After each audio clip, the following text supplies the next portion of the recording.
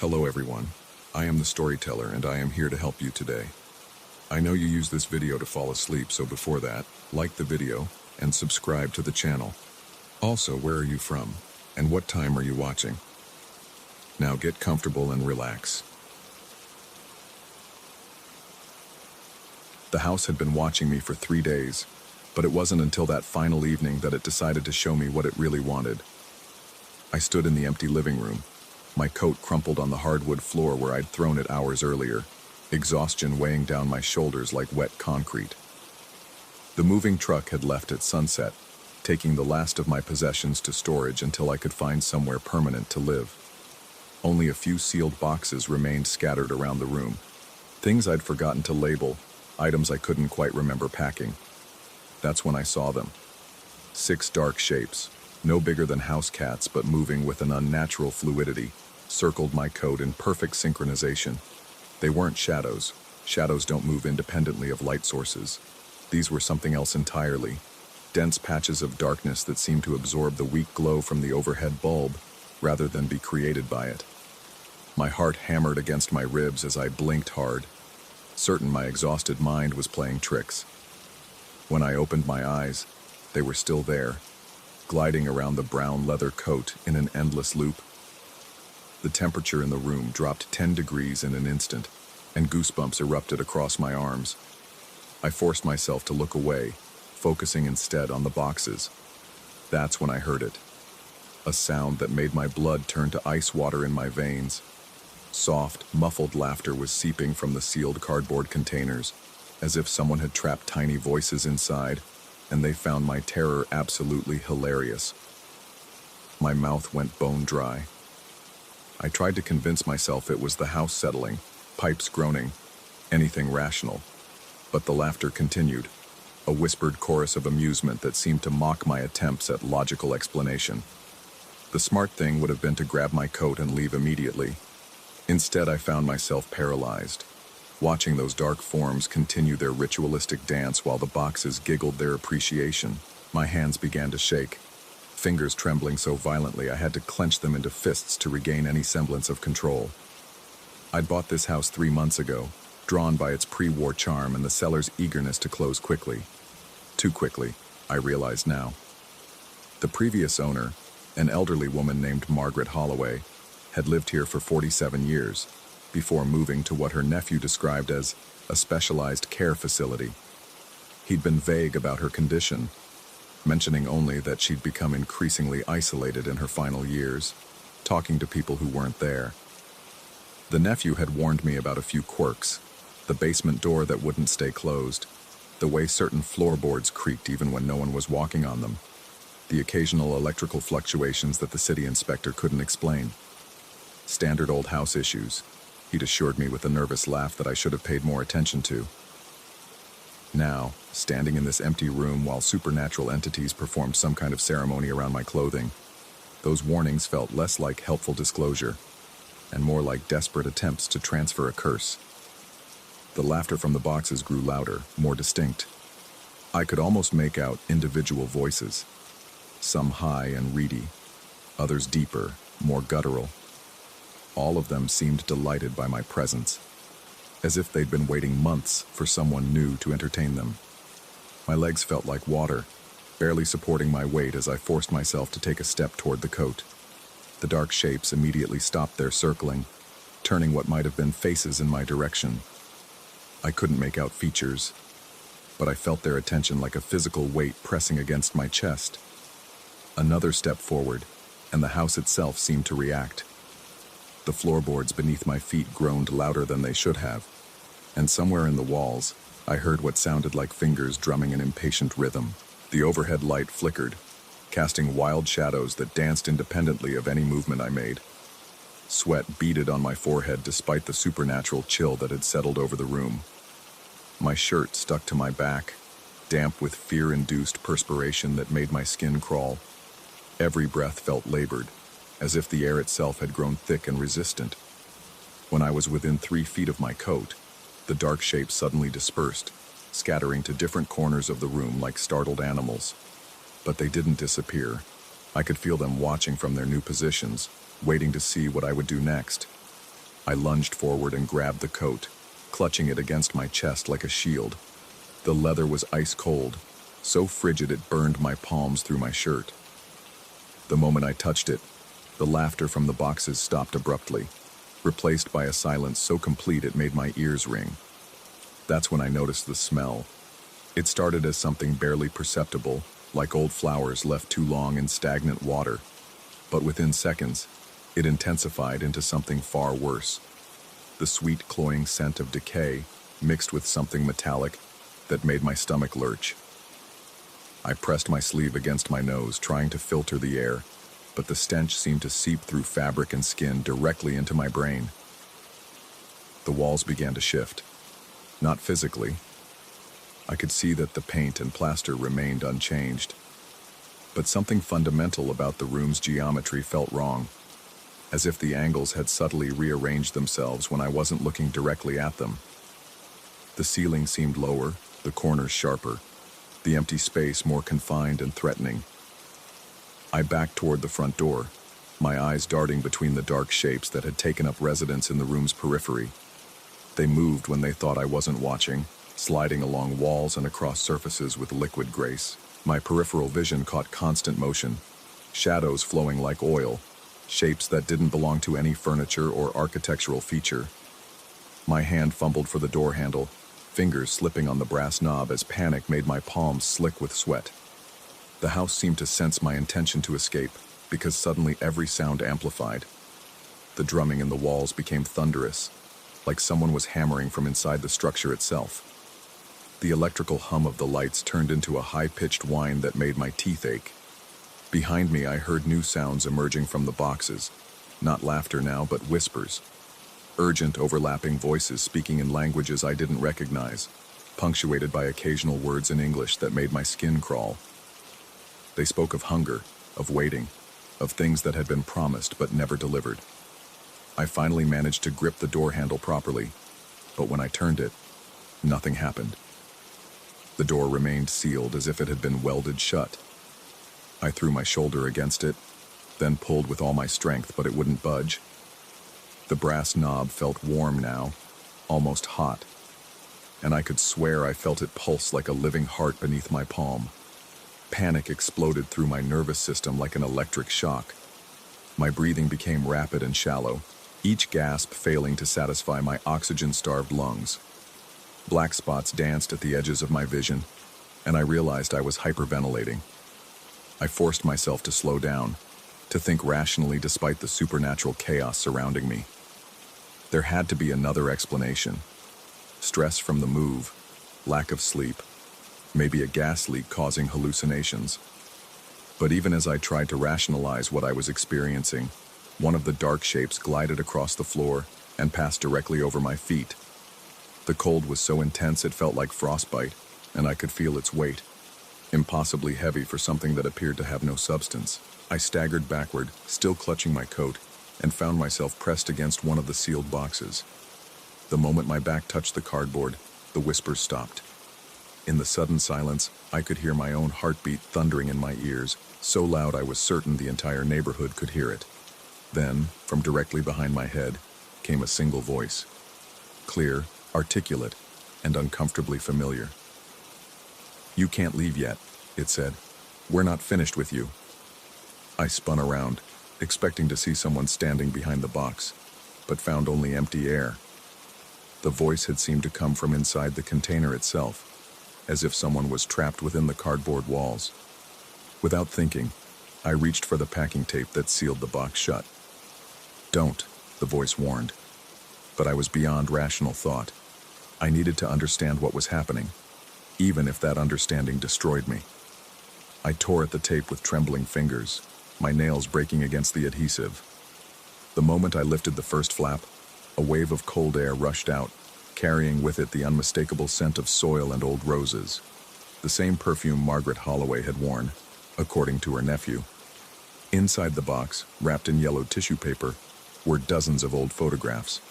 But these weren't pictures I remembered packing.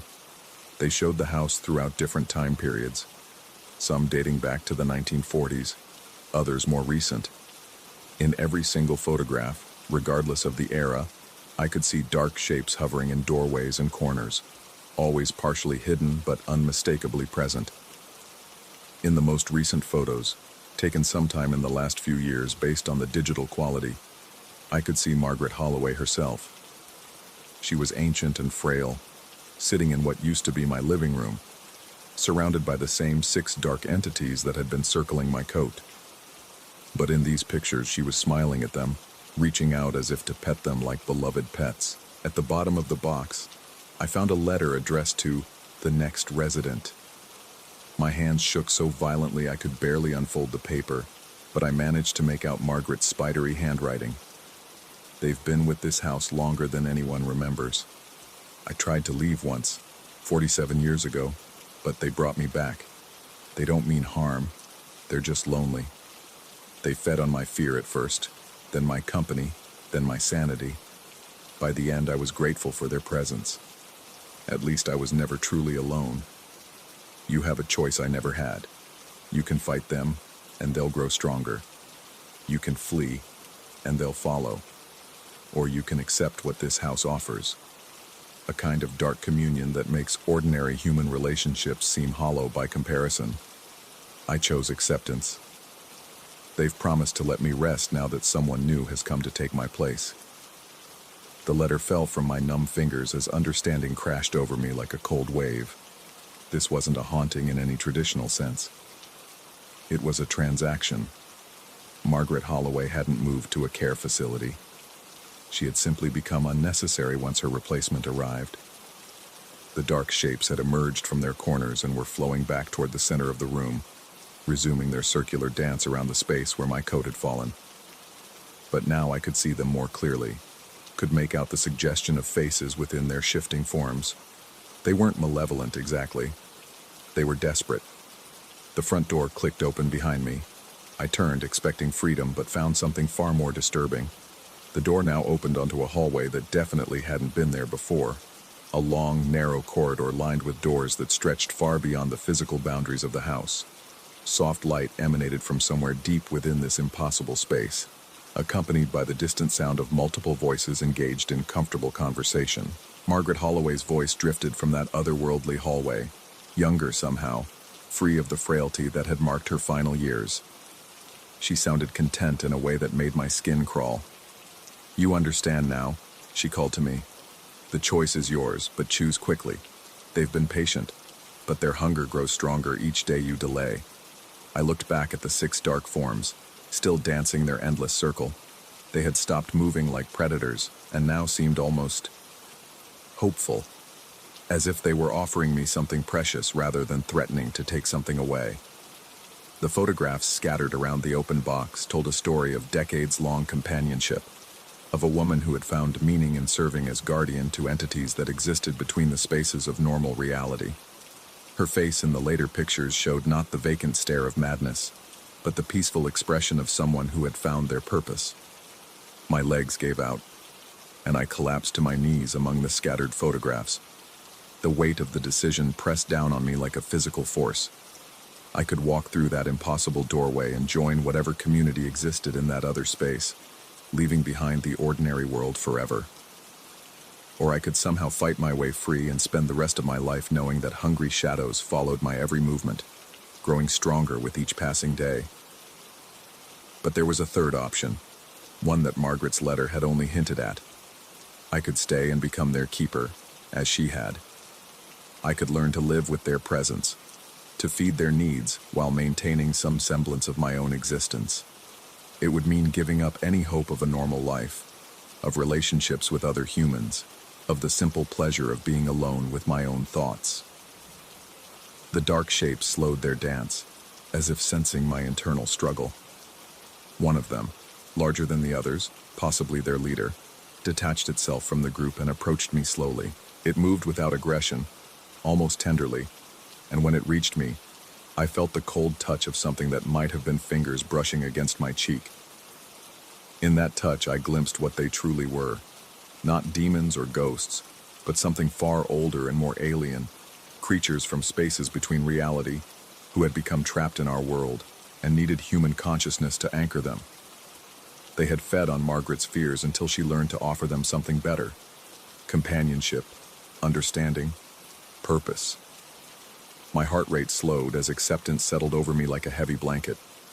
The fear didn't disappear, but it transformed into something more manageable, a background hum of unease that I suspected would become as familiar as my own breathing.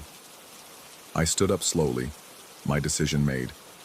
The impossible hallway faded, and the front door returned to its normal function as an exit to the suburban street beyond. I was free to leave whenever I chose, but we all knew I wouldn't.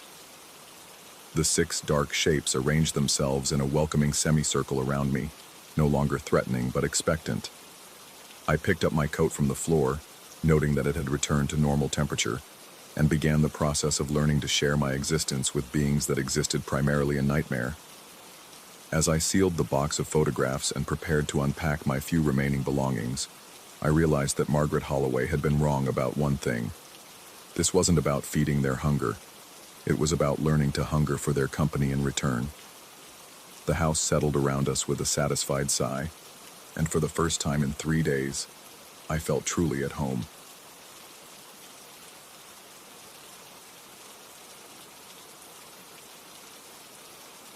Story 2.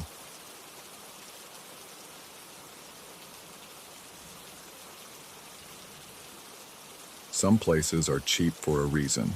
You learn this when you're desperate enough to ignore the warnings that hang in the air like morning fog, thick and suffocating. I learned it the night I moved my beat-up trailer onto that godforsaken patch of earth, 30 miles from the nearest neighbor, where the silence pressed against your eardrums until they ached. The real estate agent had been too eager. Her smile stretched too wide when I handed over the cash, and she wouldn't meet my eyes when she mentioned the previous owner had moved on suddenly. The paperwork felt rushed, almost frantic, as if she couldn't wait to wash her hands of the place. I should have listened to the voice in my head that screamed warnings, but desperation makes you deaf to reason. The land stretched out like a wound in the earth, 20 acres of nothing but scrub grass and gnarled trees that looked like arthritic fingers clawing at the sky. The trailer settled into the dirt with a groan that sounded almost human, and I spent the first hour checking the foundation, adjusting the levels, anything to avoid looking at the landscape around me. Something about it made my skin crawl, though I couldn't pinpoint why. By evening, I had the utilities hooked up and the generator humming. The sound should have been comforting, but it only served to emphasize how quiet everything else was. No birds, no insects. Even the wind seemed to avoid this place, leaving the air stagnant and oppressive. I sat on the fold-out steps of my trailer, drinking beer from a warm can and watching the sun disappear behind the tree line. That's when I first noticed it, the complete absence of sound that followed sunset. Not just quiet, but a vacuum of noise that made my ears ring. I found myself holding my breath, straining to hear anything, even the distant hum of traffic from the highway. Nothing. The silence was so complete it felt physical, pressing against me from all sides. Inside the trailer, things felt marginally better, but only because the familiar hum of the refrigerator and the occasional click of the thermostat gave me something to anchor to.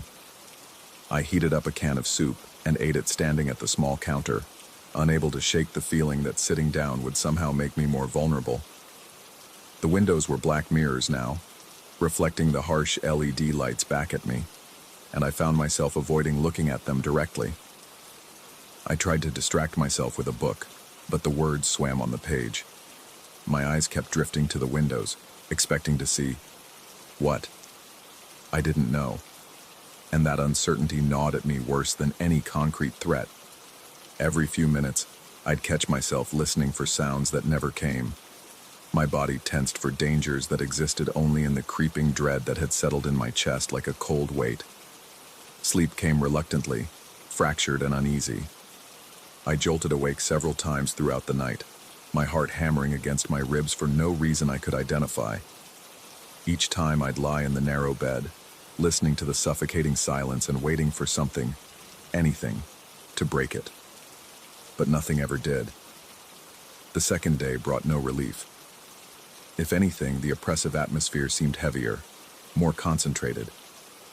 I spent the morning organizing my few belongings, desperate for something to occupy my mind, But the mundane tasks felt surreal in this place. Every movement echoed too loudly in the confined space. Every sound I made seemed to be swallowed by the greater silence outside. Around noon, I decided to explore the property. The fresh air might help, I reasoned, though stepping outside felt like crossing a threshold I couldn't name. The sun beat down mercilessly, but underneath the heat was something else, a chill that seemed to emanate from the ground itself. My boots crunched on dead grass as I walked the perimeter, noting the way the vegetation grew sparser the closer I got to the center of the property. That's when I found the circle. It wasn't obvious at first, just a subtle change in the landscape about 100 yards from where I'd parked the trailer. The grass was different here, not just dead, but blackened, as if something had burned it from below. The circle was perhaps 20 feet across, perfectly round with edges so precise they looked deliberate. The soil inside was darker, almost oily, and nothing grew there at all. My throat went dry as I stared at it. The rational part of my mind tried to explain it away. Some kind of chemical spill, maybe, or a natural gas leak that had killed the vegetation. But standing at its edge, I could feel something else. A vibration, almost below the threshold of hearing, that seemed to come from deep underground. It made my teeth ache and my vision blur slightly around the edges. I backed away from the circle faster than I'd intended, nearly stumbling in my haste. The sensation faded as I put distance between myself and that scorched earth, but the memory of it clung to me like smoke.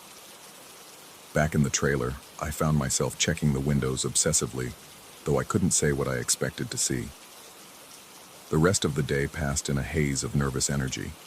I cleaned things that were already clean, organized drawers that didn't need organizing, anything to keep my hands busy and my mind occupied. But as the sun began to set, the familiar dread returned, settling over me like a burial shroud. Night fell, with the same unnatural abruptness as before, and with it came the silence. But tonight felt different. There was an expectancy in the air, a tension that made my skin prickle and my pulse quicken. I found myself checking the locks on the door repeatedly, though what I thought I was keeping out I couldn't say. I forced myself to go through my normal evening routine, heating dinner, washing the dishes, preparing for bed. But every action felt mechanical, performed by someone else while I watched from a distance. The overhead light seemed dimmer tonight, casting longer shadows that moved and shifted in my peripheral vision. By 11 o'clock, I was lying in bed fully clothed, staring at the ceiling and listening to my own breathing. The digital clock on the nightstand glowed red in the darkness. 11:47. The numbers changed with deliberate slowness, each minute an eternity of waiting for something I couldn't define. 11:58. 11:59. 12. The turn to midnight brought no change, but my body remained rigid with anticipation. Sweat had begun to gather at my hairline despite the cool night air, and my hands were clenched into fists beneath the thin blanket. Something was going to happen. I knew it with a certainty that bypassed rational thought and settled directly into my bones. 12:30, 12:45, 1 round.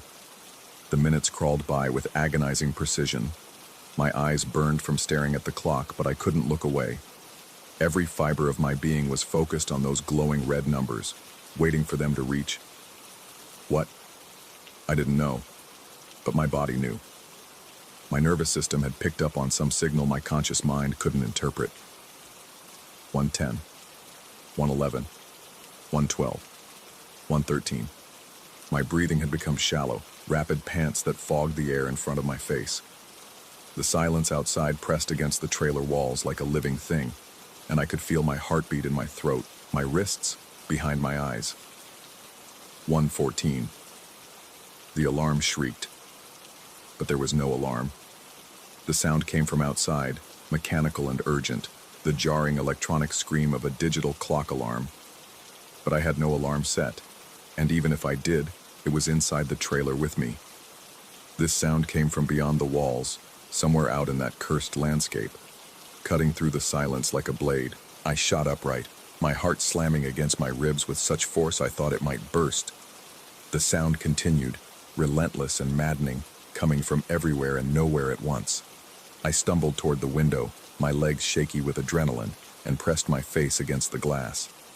The darkness outside was complete, impenetrable, but the alarm kept screaming, and underneath it, I could hear something else.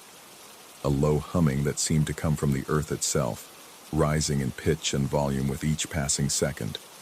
Then I saw it, a point of orange light, no bigger than a marble at first, hovering about 6 feet off the ground near the edge of the property. It pulsed in rhythm with the invisible alarm, growing brighter with each pulse. The light had a quality unlike anything I'd ever seen. Not the warm glow of fire or the harsh glare of electricity, but something altogether alien, something that hurt to look at directly. The light began to move. It drifted toward the trailer with deliberate slowness, leaving no trail behind it but somehow seeming to tear a hole in the darkness itself. As it approached, the humming grew louder, and I could feel it in my chest, a vibration that made my ribs ache and my breathing difficult. I should have run. Every instinct screamed at me to get away from the window, to hide, to do anything but stand there watching that impossible light draw closer. But I was frozen, my muscles locked in place by a terror so complete it felt like paralysis.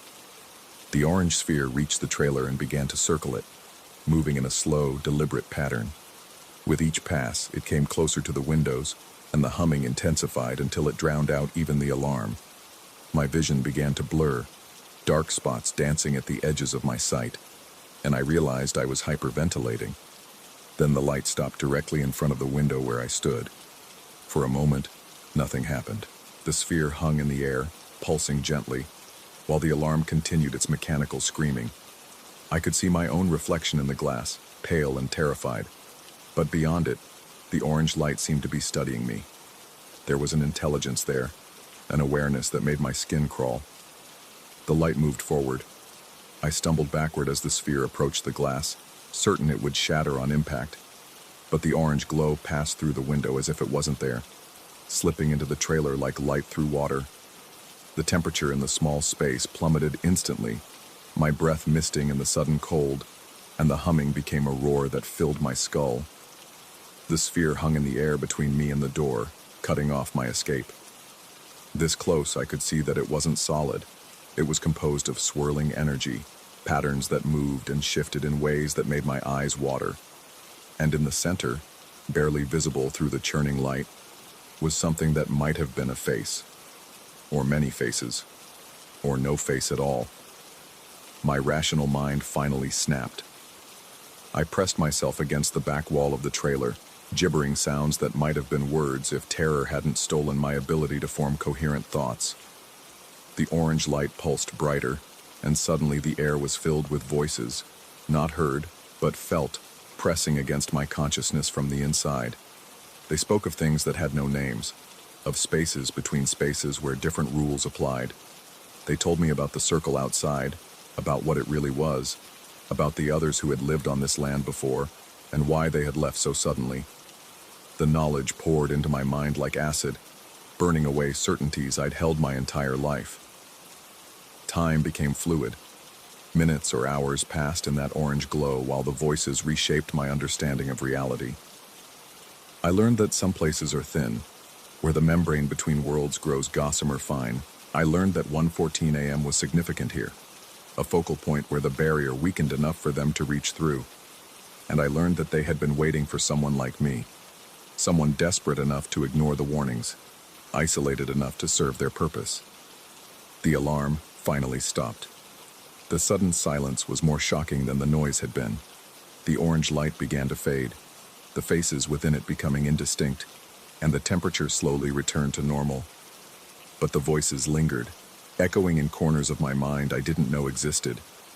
When the sphere finally vanished, I found myself on the floor, curled into a ball, my clothes soaked with sweat and my throat raw from screaming.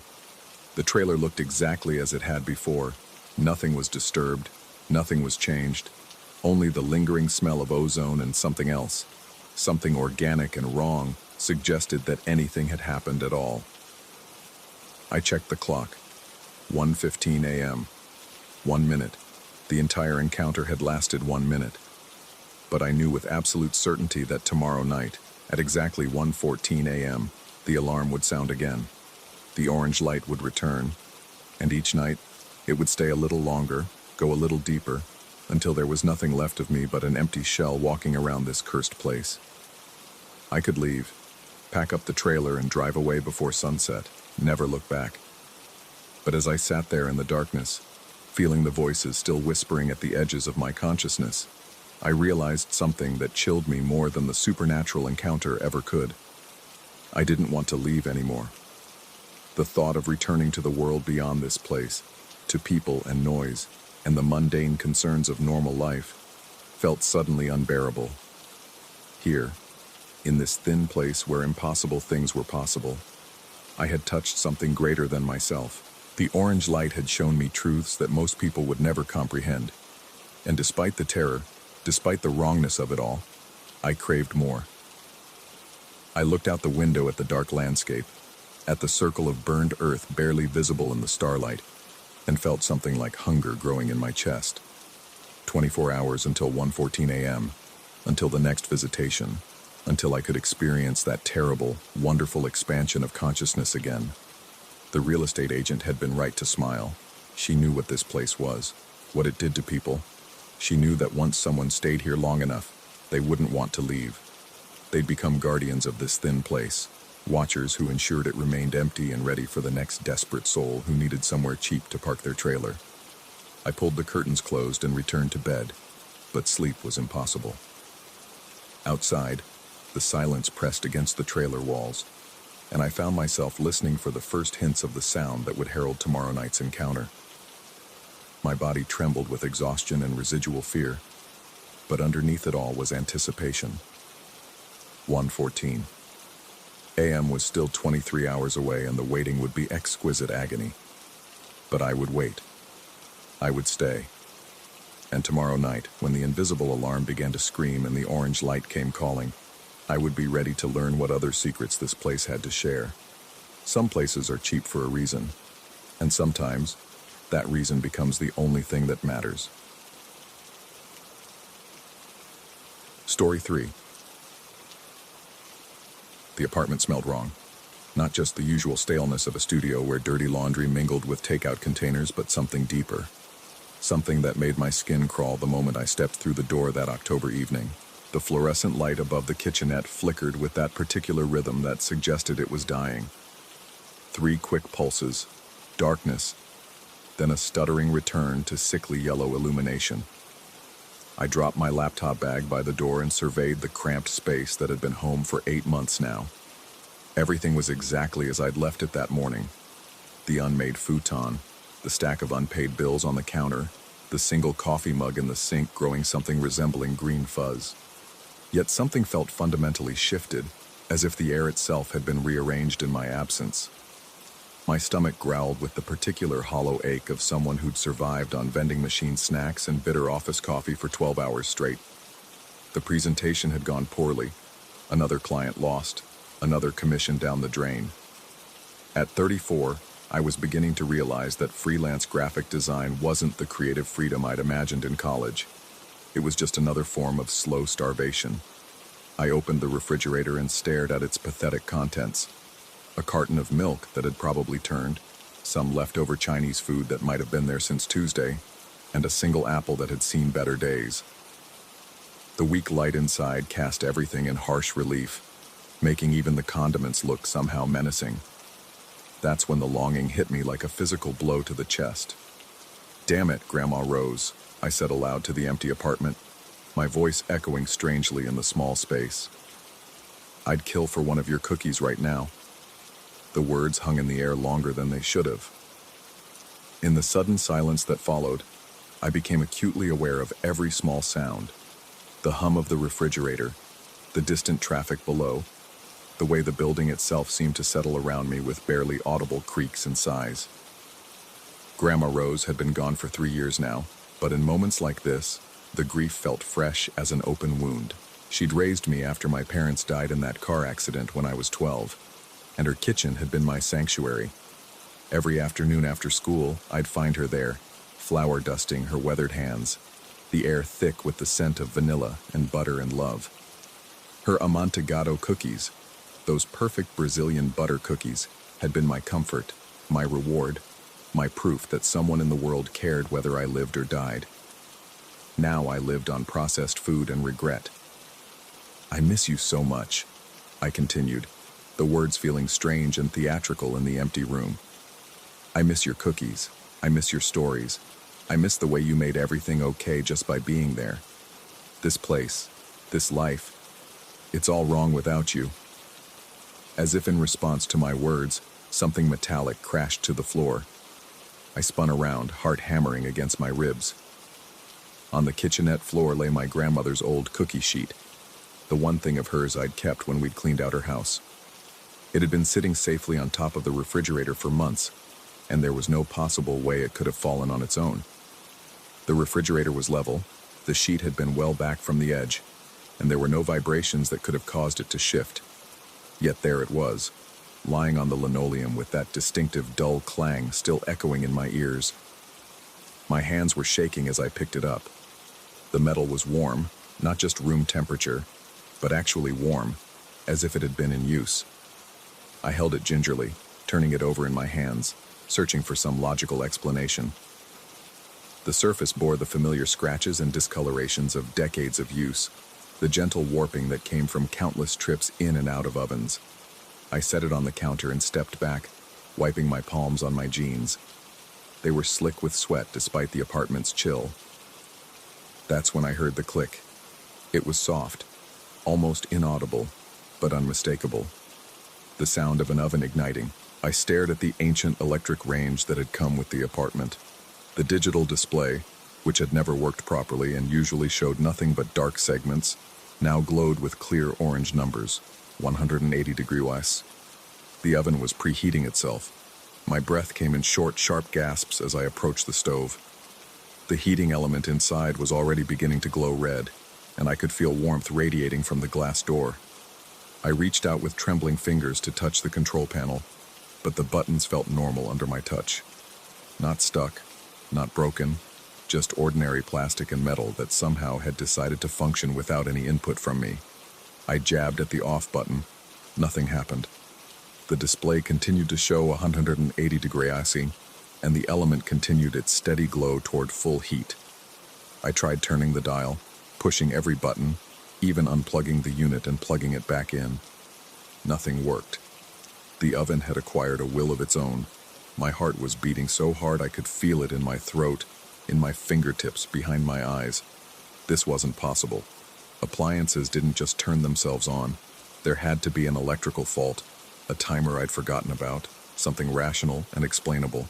But then the smell hit me. It started as just a hint, so faint I thought I might be imagining it. But it grew stronger by the second. Butter and flour and vanilla, brown sugar caramelizing, eggs binding everything together in that perfect alchemy of heat and chemistry that transformed simple ingredients into comfort. The exact smell of Grandma Rose's amanteigado cookies, so precise and specific that I could almost taste the delicate sweetness on my tongue. The smell was impossible. There were no ingredients in my apartment, no cookie dough, nothing that could produce that perfect nostalgic aroma. Yet it filled the space completely, overwhelming even the usual urban sense of exhaust and pizza grease that leaked through the windows. I backed away from the stove, my legs shaky and unreliable. The fluorescent light above continued its irregular flickering, casting strange shadows that seemed to move independently of any light source. In those brief moments of darkness, I could swear I saw something in my peripheral vision, a figure perhaps, or just the suggestion of movement where there should be none. The temperature display now read exactly 180 degrees, and the oven chimed once to indicate it had reached the proper heat. The sound was cheerful and domestic, exactly the kind of signal that should have meant comfort and home-cooked meals. Instead, it sent ice water through my veins. I pressed my back against the wall opposite the kitchen, trying to put as much distance as possible between myself and whatever was happening. My rational mind scrambled for explanations. A gas leak affecting my perceptions, some kind of electrical malfunction, a neighbor cooking something similar that was somehow infiltrating my apartment. But none of these explanations could account for the specificity of the smell, the exact temperature, the way the cookie sheet had fallen at precisely the moment I'd expressed my longing. The aroma was growing stronger, more complex. I could detect individual notes now. The richness of real butter, the complexity of brown sugar, even the particular brand of vanilla extract Grandma Rose had always used. It was as if someone were actually baking in my kitchen, following her exact recipe with her exact ingredients. But there was no one there. I forced myself to look directly at the stove, to confront whatever was happening. The oven light was on now, illuminating the interior with warm yellow light. The racks were empty, of course. There was nothing inside to bake. Yet the smell continued to intensify, and I could swear I heard the subtle sounds of baking, the gentle bubbling of butter, the soft crack of sugar crystallizing, even the whisper of steam escaping. My mouth had gone completely dry. I tried to swallow, but my throat felt constricted, as if invisible hands were slowly tightening around my neck. The walls of the small apartment seemed to be closing in, the familiar space becoming alien and threatening. I fumbled for my phone, thinking maybe I should call someone. The landlord, the electric company, anybody who might have a rational explanation for what was happening. But as I pulled it from my pocket, the device felt strange in my hands. The screen was black, completely unresponsive. When I pressed the power button, nothing happened. The battery had been at 70% when I'd left work. The isolation was complete now. No phone, no way to call for help, trapped in a small space with an oven that had developed its own agenda and the increasingly powerful smell of my dead grandmother's cookies. I slumped against the wall, sliding down until I was sitting on the floor, knees drawn up to my chest. This had to be some kind of breakdown. The stress of work, the grief I'd never properly processed, the loneliness of living in a city where I knew almost no one. It had all finally caught up with me. I was having some kind of psychotic episode, hallucinating smells and sounds and electromagnetic anomalies. But the cookie sheet was still warm when I'd touched it. The oven was still glowing. The smell was still there, so real I could practically taste it. I closed my eyes and tried to center myself, to find some calm in the growing chaos of my mind. I thought about Grandma Rose, about the afternoons in her kitchen, about the way she'd hum while she worked and how her hands never seemed to measure anything but always got the proportions exactly right. When I opened my eyes, there was something on the counter that hadn't been there before. A mixing bowl, large, ceramic, with a chip on the rim and faded yellow flowers around the edge. Grandma Rose's mixing bowl, the one I'd seen 1,000 times but had never taken when we'd cleaned out her house because it had seemed too painful to keep. But here it was, sitting next to the warm cookie sheet as if someone had just set it down. I scrambled to my feet, my legs weak and unsteady. The bowl was real. I could see it clearly in the flickering fluorescent light. As I approached, I could see that it wasn't empty. Inside was a small amount of cookie dough, pale yellow and perfectly mixed, with the slightly grainy texture that came from properly creamed butter and sugar. I reached out with one finger and touched the dough. It was cool and soft, exactly the right consistency. When I brought my finger to my mouth, the taste was unmistakable. Grandma Rose's amontillado dough, sweet and buttery and perfect. But this was impossible. The bowl hadn't been there moments before. I had been staring directly at the counter, and it had been empty except for the cookie sheet. Bowls didn't just materialize, especially not bowls that contained the exact recipe I'd been craving, unless someone was playing an elaborate trick on me. But who? I barely knew my neighbors, had no friends in the city, no family members who even knew where I lived. And how would they have gotten into the apartment? The door had been locked when I came home. The windows were too high for anyone to climb through. The oven chimed again, a soft double beep that indicated it was ready for whatever needed to be baked. The display still showed 180 degrees, the exact temperature Grandma Rose had always used for her cookies. I stared at the bowl of dough, at the preheated oven, at the cookie sheet that had fallen at just the right moment.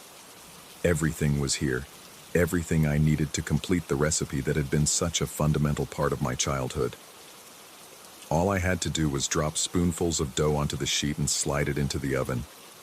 But I couldn't move. My hands were shaking too badly, and every instinct I had was screaming that this was wrong. that accepting this impossible gift would lead to something terrible.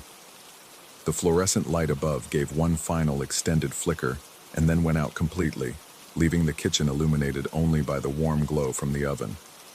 In that orange light, the mixing bowl looked almost alive, the ceramic surface seeming to pulse gently like skin. I heard something then, so soft I might have imagined it. Humming. A familiar tune that Grandma Rose used to sing while she worked, a Portuguese lullaby she'd learned from her own grandmother. The melody seemed to come from everywhere and nowhere, vibrating through the walls and floor and settling deep in my bones. The sound was beautiful and terrifying in equal measure. It was definitely her voice, with that particular raspy quality she'd developed in her later years, but it was also something else. Something that might have been wind through empty rooms or the settling of old wood, or the whisper of memory itself. I pressed my hands over my ears, but the humming continued, now seeming to come from inside my own head. The smell of baking cookies was overwhelming now, so strong it was almost visible in the air. I could taste butter and vanilla on every breath.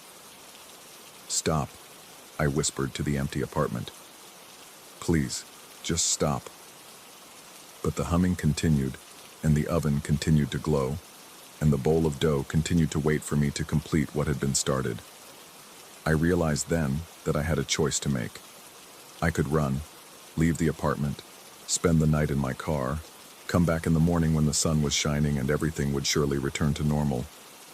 Or I could stay and see where this impossible situation led, could lean into the mystery instead of running from it. My grief for Grandma Rose was still there, still raw despite the years. But now it was mixed with something else, curiosity, and perhaps a desperate hope that death wasn't always the final word. I took a step toward the counter, then another. The humming grew slightly louder, more encouraging. My hands were still shaking, but I managed to pick up the mixing bowl. The ceramic was warm now, as if it had been sitting in sunshine. The dough was perfect. I could tell without even looking closely. It had the exact consistency I remembered, the pale yellow color that came from farm-fresh eggs and real butter. When I dropped the first spoonful onto the cookie sheet, it held its shape perfectly, not too stiff, not too loose. I worked quickly, placing 12 small mounds of dough on the sheet in the pattern Grandma Rose had always used, 3 rows of 4, with enough space between each one for them to spread as they baked. My hands moved with muscle memory I didn't know I still possessed, guided by afternoons spent standing on a chair beside her, learning the rhythm of her work. When I slid the sheet into the oven, the humming grew louder and more complex, harmonizing with itself in ways that should have been impossible for a single voice. But it didn't sound menacing anymore. It sounded like contentment, like satisfaction, like the particular peace that came from work well done. I closed the oven door and set the timer for 12 minutes. The exact amount of time Grandma Rose's cookies had always needed. Then I stepped back and waited. The fluorescent light flickered back to life, but it was steadier now, less aggressive. The apartment felt different too, warmer, more welcoming, as if some fundamental hostility had been resolved. Even my phone buzzed back to life in my pocket, showing missed calls and text messages from the normal world. But I ignored them all. For the next 12 minutes, I sat at my small table and listened to my grandmother hum her lullabies while her cookies baked in an oven that had turned itself on for one last batch. When the timer chimed, I opened the oven door to find 12 perfect cookies, golden brown around the edges and pale in the centers, exactly as they should be. The smell was overwhelming in the best possible way.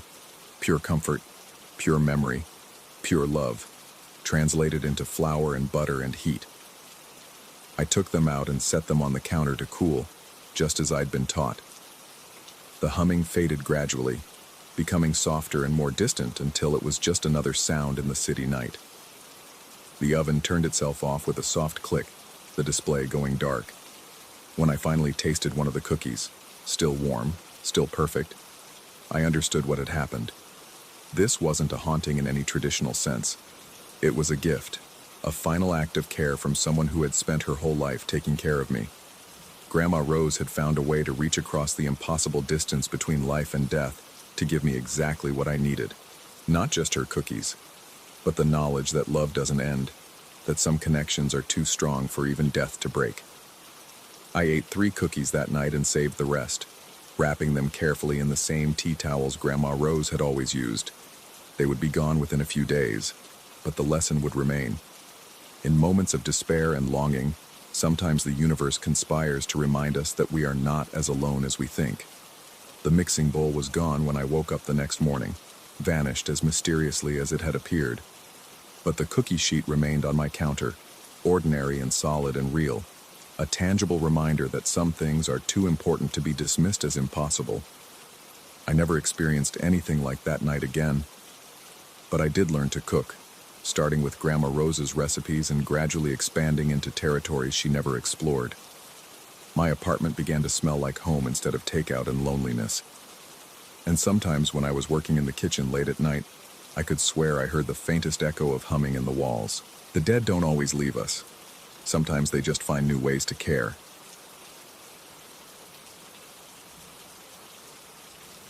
Story 4. The fluorescent lights in my office building have always hummed with a particular frequency that makes my teeth ache. But that Tuesday morning, the sound seemed to burrow deeper into my skull than usual. I should have known something was wrong when the elevator lurched between the 3rd and 4th floors, trapping me for those 15 suffocating seconds in mechanical silence before jolting back to life. The building itself seemed to be warning me. It started with coffee. I had ducked into the lobby cafe around 10:30, desperate for caffeine after a sleepless night reviewing quarterly reports. The place reeked of burnt espresso and industrial disinfectant, but it was closer than the Starbucks 3 blocks away.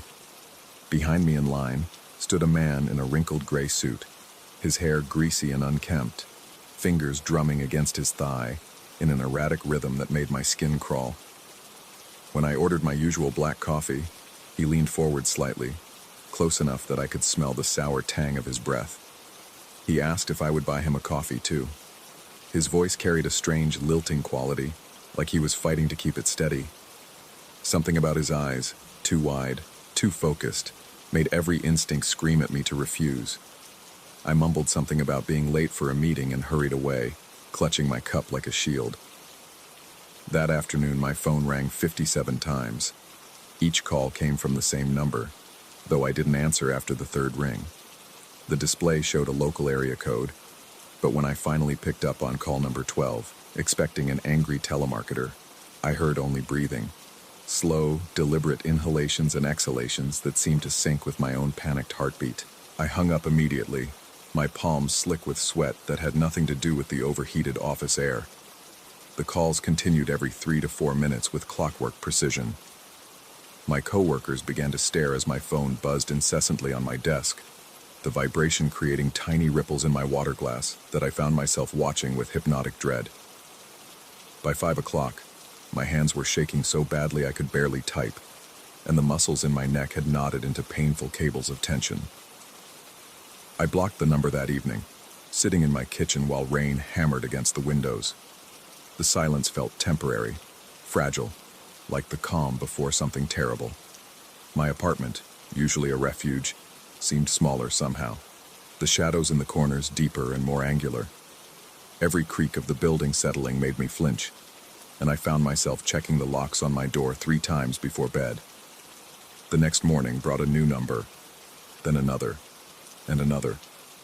Each blocked number spawned 2 more in its place, like cutting the head off some digital hydra. The breathing remained constant, that same measured rhythm that had begun to invade my dreams. Sometimes I could hear background sounds, the echo of footsteps in a tiled hallway, the distant hum of air conditioning, the muffled sound of running water. These audio clues felt like pieces of a puzzle I didn't want to solve. By Thursday, I had changed my number entirely. The relief lasted exactly 4 hours and 37 minutes. The first call to my new line came during lunch. I was sitting in the break room, mechanically chewing a turkey sandwich that tasted like cardboard, when my phone lit up with an unknown local number. My blood turned to ice water in my veins as I recognized that distinctive breathing pattern. Somehow, impossibly, he had found me again. I reported it to the police that afternoon. But the board officer taking my statement made it clear that heavy breathing didn't constitute a credible threat. His condescending tone suggested I was overreacting, that perhaps I should simply ignore the calls. Easy enough to say when your nervous system wasn't firing on all cylinders 24 hours a day, when you weren't jumping at every unexpected sound like a combat veteran with severe PTSD. The weekend offered no respite. The calls came every hour on the hour from Friday evening through Monday morning, different numbers each time.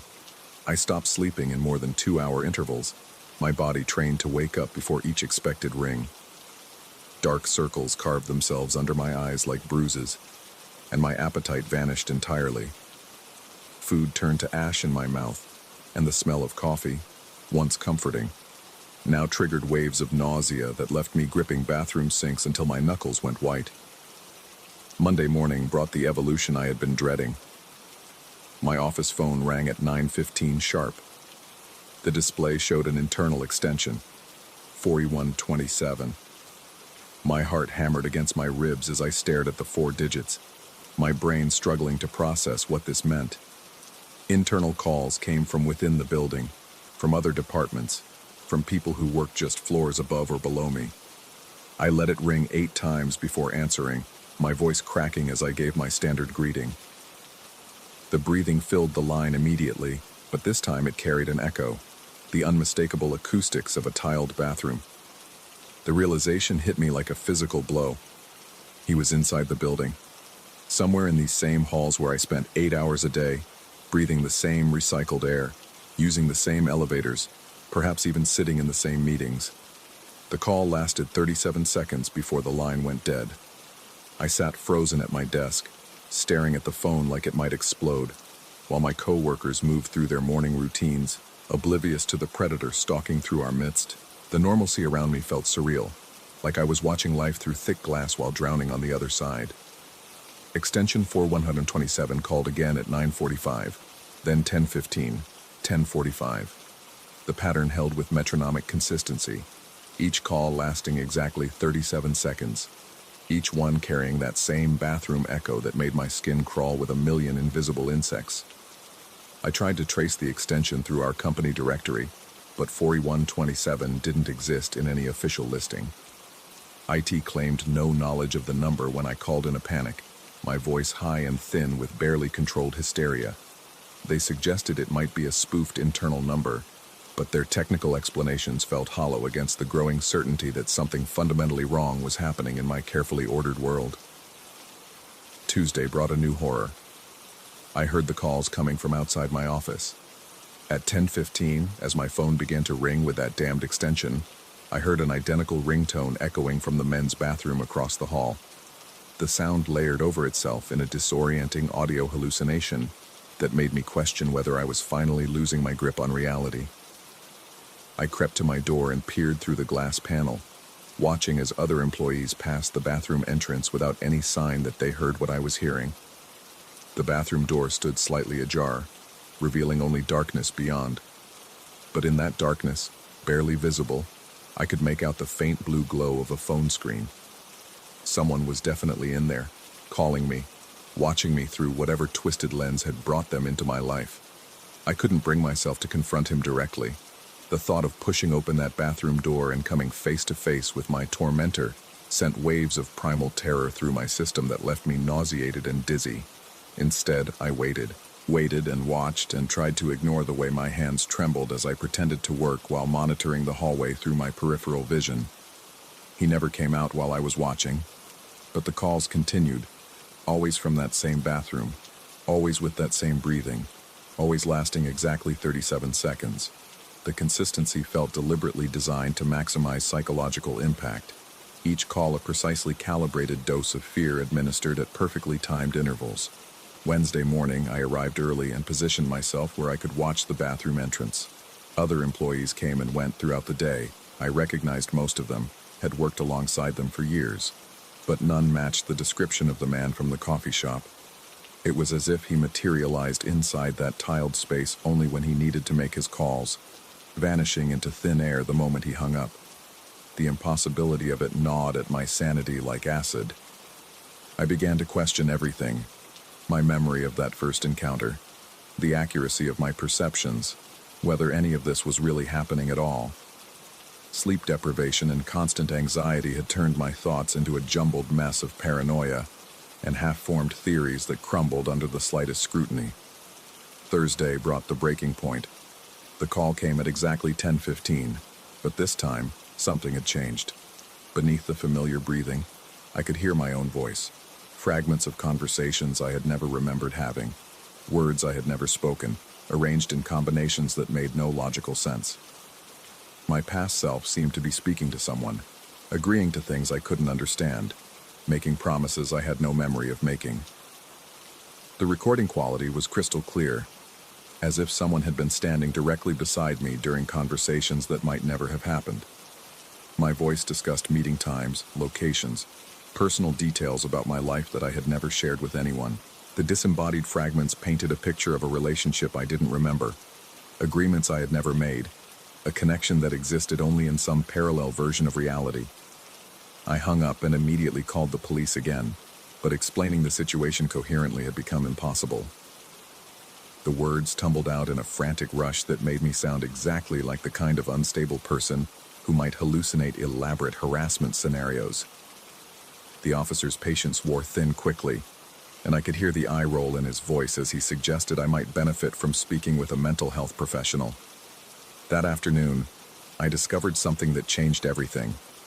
While researching the building's layout online, trying to understand how someone could access an extension that didn't officially exist, I found a news article from 6 months earlier. A man matching the description of my coffee shop encounter had been found dead in the building's basement mechanical room, apparently having suffered a heart attack while working on the HVAC system. The article mentioned that he had been calling in complaints about the building's phone system for weeks before his death, insisting that someone was using the internal lines to harass him. The photograph accompanying the article showed the same greasy hair, the same two white eyes, the same wrinkled gray suit. But according to the date stamp, he had died 3 weeks before I ever encountered him in the coffee shop. My hands went numb as I read the article again, searching for some detail that would make this make sense. The man who had been calling me, who had somehow gotten access to internal phone lines, who was using the bathroom across from my office to torment me with precision timing, that man had been dead for months. The realization should have brought relief, should have provided some logical explanation for the impossibilities I had been experiencing. Instead, it opened up new chasms of terror that my mind couldn't process. If he was dead, then what had I encountered in the coffee shop? If he was dead, then who was calling me? If he was dead, then what was breathing into that phone with mechanical consistency every 45 minutes? The calls stopped that evening. Complete silence stretched through the night and into Friday morning. But instead of relief, I felt a growing sense of dread that something worse was coming. The absence of the calls felt temporary, like a held breath that would eventually have to be released. My nerves remained strung tight as piano wire, every muscle in my body clenched against an impact that might never come. Friday afternoon, I worked up the courage to check the bathroom. The space was empty, sterile, smelling of industrial cleaner and something else. Something sweet and rotten that made my stomach clench. But tucked behind the last stall, almost hidden beneath the pipes, I found a cell phone. The screen was cracked, the battery long dead, but the call log showed hundreds of outgoing calls to my number, all placed during times when the bathroom should have been empty. I left the phone where I found it and walked away, my legs unsteady and my vision swimming with the effort of not thinking too hard about what I had discovered. Some questions don't have answers that human minds can safely contain. Some mysteries are better left unsolved. The calls haven't resumed, but I no longer trust the silence. Every phone ring makes my heart skip. Every unexpected sound sends adrenaline flooding through my system. I've learned to live with the constant awareness that reality has thin spots, places where the impossible can bleed through and restructure the world according to rules I don't understand. I still work in the same building, still pass that bathroom every day. Sometimes I catch a glimpse of blue light glowing beneath the door, and I quicken my pace without looking back. Some debts follow you beyond death. Some promises transcend the boundaries between worlds. I never did buy him that coffee.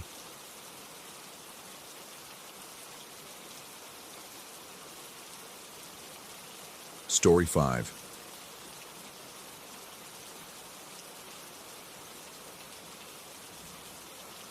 The house had been silent for exactly 17 minutes. I knew because I'd been counting heartbeats, counting breaths, counting the seconds that stretched like taffy between me and sleep.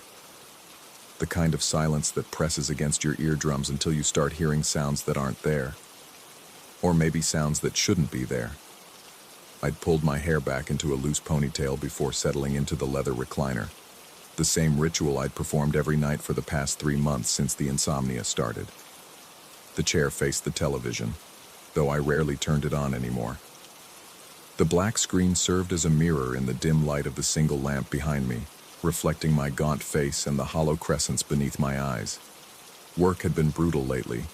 14-hour days at the accounting firm, spreadsheets bleeding into my dreams, numbers crawling across my vision like insects. The leather creaked as I shifted, trying to find a position that might invite sleep. My neck ached from hunching over a desk all day, and I rolled my shoulders, feeling the vertebrae pop in sequence like bubble wrap. The ponytail felt tight against my scalp, but I was too exhausted to adjust it. That's when it happened the first time. A gentle tug. 3 distinct pulls at the base of my skull, as if someone had taken hold of my ponytail and given it a soft shake. Not violent, almost playful. Like how Sarah used to tease me when we were still together, before the fights about my work schedule drove her away 6 months ago. My eyes snapped open. I hadn't even realized I'd closed them. The room remained still, bathed in the amber glow from the lamp. Nothing had changed. The coffee table held the same empty glass, the same TV remote, the same stack of unread magazines. The grandfather clock in the hallway ticked its steady rhythm, a sound that had comforted me when I first bought this house, but now seemed to mock my sleeplessness. I reached back and touched my hair, still securely tied, still damp with the sweat that had become my constant companion these past few weeks. My fingers trembled slightly. Too much caffeine, I told myself. Too many energy drinks to get through the quarterly reports. The television screen reflected my movement, a ghostly pantomime in the dark glass. I could see myself clearly, the familiar slope of my shoulders, the way my hand moved to massage the back of my neck. Behind me, the lamp cast my shadow against the wall, elongated and wavering. I let my hand drop and closed my eyes again, focusing on the breathing exercises Dr. Martinez had recommended. In for 4 counts, hold for 7, out for 8. The technique was supposed to trigger the parasympathetic nervous system, shift the body into rest mode. But my heart continued its erratic gallop, and sweat beaded along my hairline despite the house's perfect 72 degrees. The second tug came 15 minutes later. This time, I was certain. 3 sharp pulls, more insistent than before. The ponytail bobbed against my neck and I felt the elastic shift slightly. My eyes flew open, and my breath caught in my throat like a fishhook. The reflection in the television showed me bolt upright in the chair, eyes wide and white-rimmed.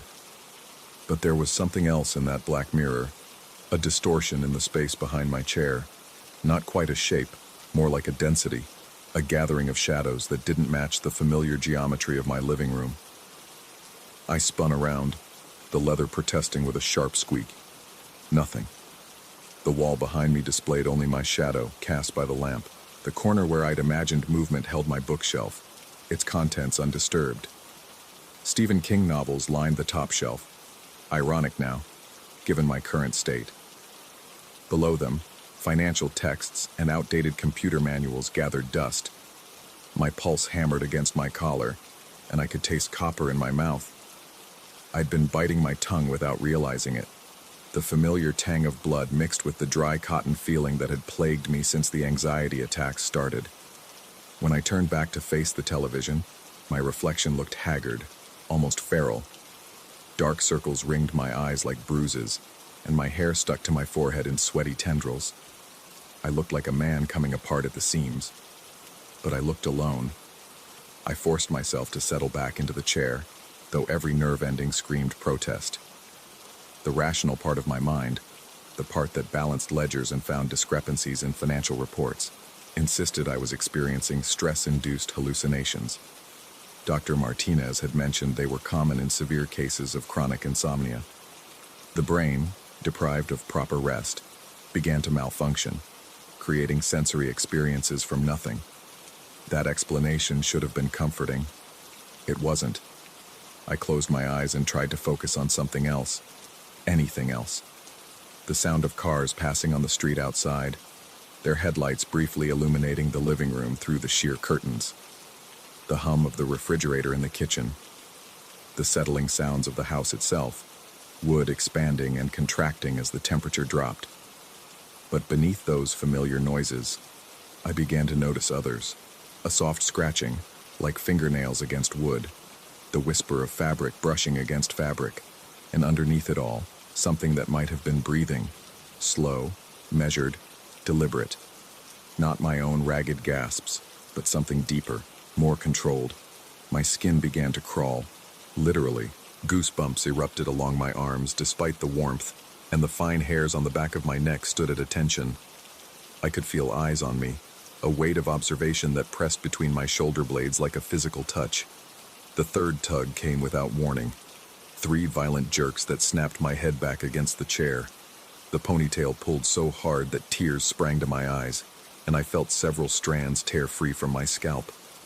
My breath came in sharp, panicked bursts, and spots danced at the edges of my vision. This time, I didn't turn around. I couldn't. Terror had turned my muscles to stone, and all I could do was stare at the television screen, at the reflection that showed me frozen in place like a deer in headlights. The shadow behind my chair was clearer now.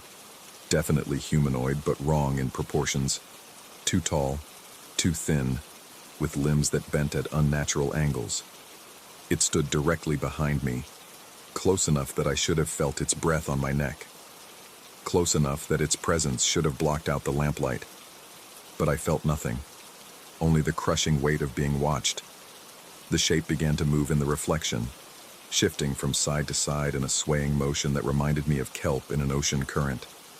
Its movements were fluid, hypnotic, and I found myself unable to look away despite every instinct screaming at me to run. My hands gripped the arms of the chair so tightly that my knuckles went white. The leather squeaked under my palms, slick with sweat. My breathing came in short, shallow pants, and black spots bloomed at the edges of my vision.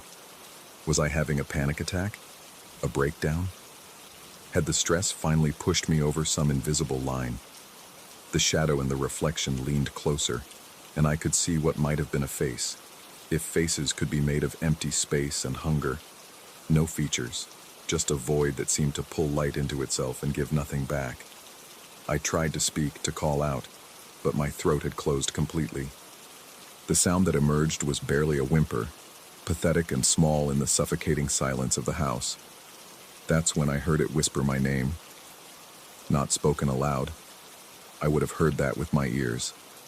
This came from inside my skull, a voice like autumn leaves scraping across concrete. It knew me, had been watching me, waiting for me to notice it. The temperature in the room plummeted. My breath began to mist, and frost formed on the coffee table's glass surface. The grandfather clock stopped ticking, its pendulum frozen mid-swing. Even the distant sound of traffic vanished, as if the world outside had simply ceased to exist.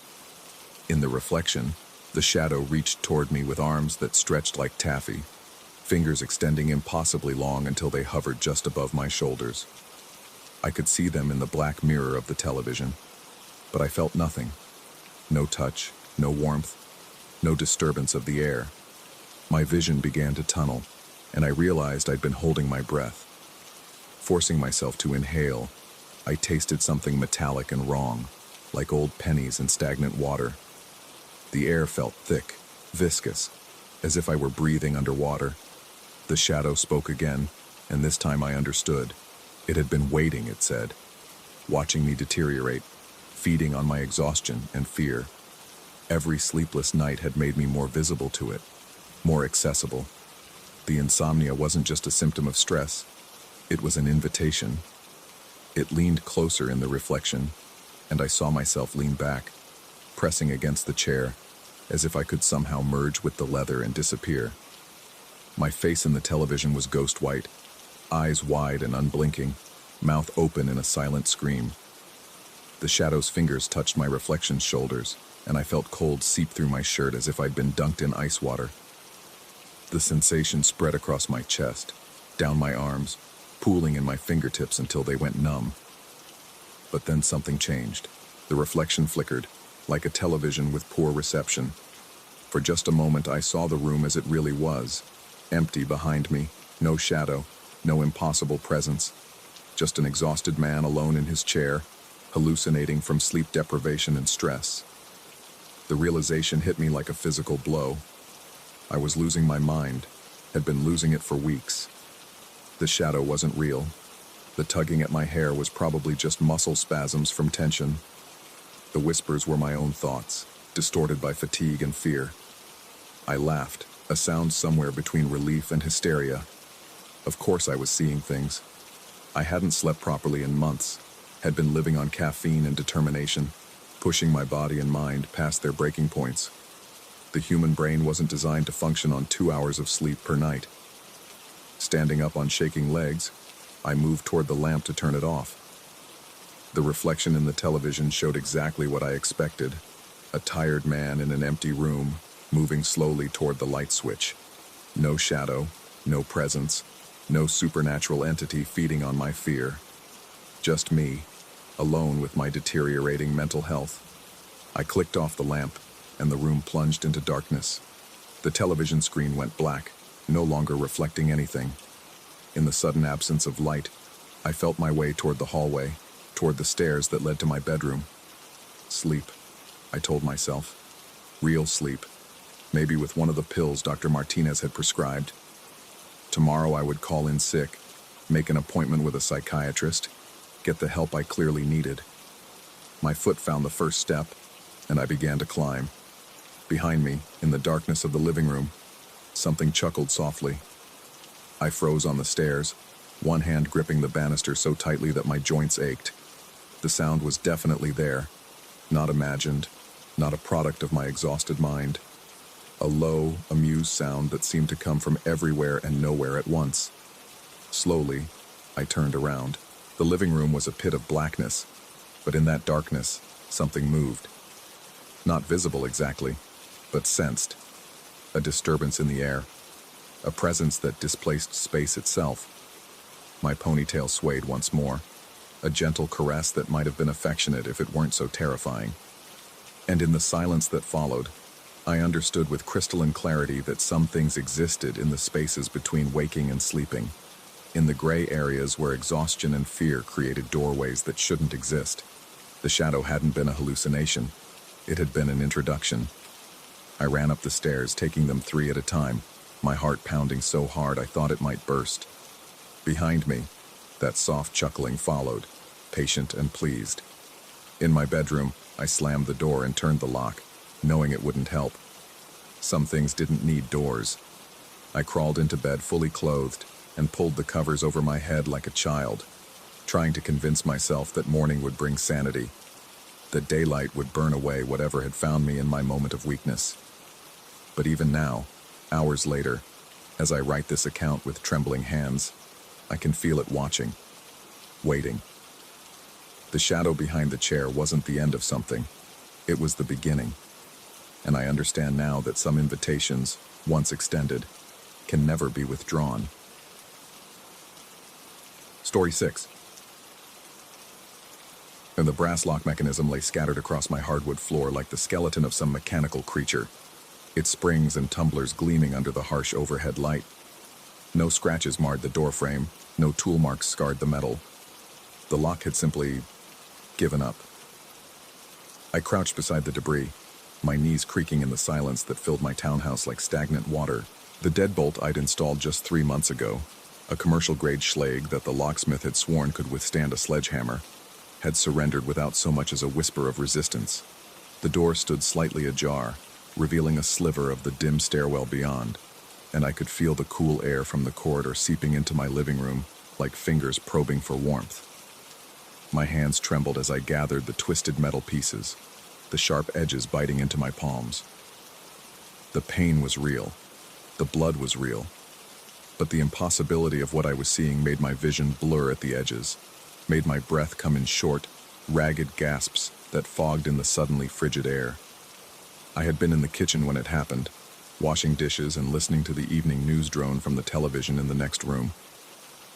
The sound had been subtle, not the violent crash of forced entry, but something worse. A soft mechanical sigh, like a creature exhaling its last breath. When I'd rushed to investigate, I'd found this. My security reduced to scrap metal and my sanctuary violated by something that left no trace of its passage.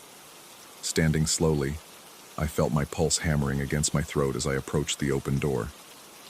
The hallway beyond stretched toward the stairwell, illuminated by flickering fluorescent lights that cast sickly shadows across the faded carpet. Every instinct screamed at me to slam the door shut, to barricade myself inside, but logic demanded investigation. Someone, or something, had been here. They might still be here. I pressed my ear to the gap and listened. The building's old bones creaked and settled around me, pipes gurgling behind walls, the distant hum of traffic filtering through windows. But underneath it all, I heard something else. A rhythmic vibration, so faint it might have been my own heartbeat echoing back at me. The sensation crawled up my spine like ice water as I pulled the door wider and stepped into the hallway. The fluorescent light above my head buzzed and flickered, casting my shadow in stuttering fragments across the worn carpet. To my left, Mrs. Patterson's door remained firmly closed, her peephole dark. To my right, the hallway ended at the stairwell, where the wrought iron banister curved upward toward the floors above. My bare feet made no sound on the carpet as I moved toward the stairs, but with each step, the vibration grew stronger, not audible, something deeper than sound. A tremor that seemed to rise from the building's foundation and travel through my bones. By the time I reached the stairwell, my teeth were chattering despite the sweat that had begun to bead across my forehead. The handrail hummed under my palm like a struck tuning fork. I jerked my hand back and stumbled against the wall, my shoulder blade striking the hard plaster. The impact sent a shock of pain down my arm, but I barely noticed. The rail continued to vibrate, its brass surface catching the weak light as it trembled with increasing intensity. As if someone were running up the stairs at full speed, their hand sliding along the banister, their footsteps silent, but their presence undeniable. My mouth went dry as sandpaper. I looked up the stairwell, craning my neck to peer into the shadows that pooled between floors. Nothing. No movement. No sound except that persistent, impossible humming that seemed to originate from somewhere deep within the building structure.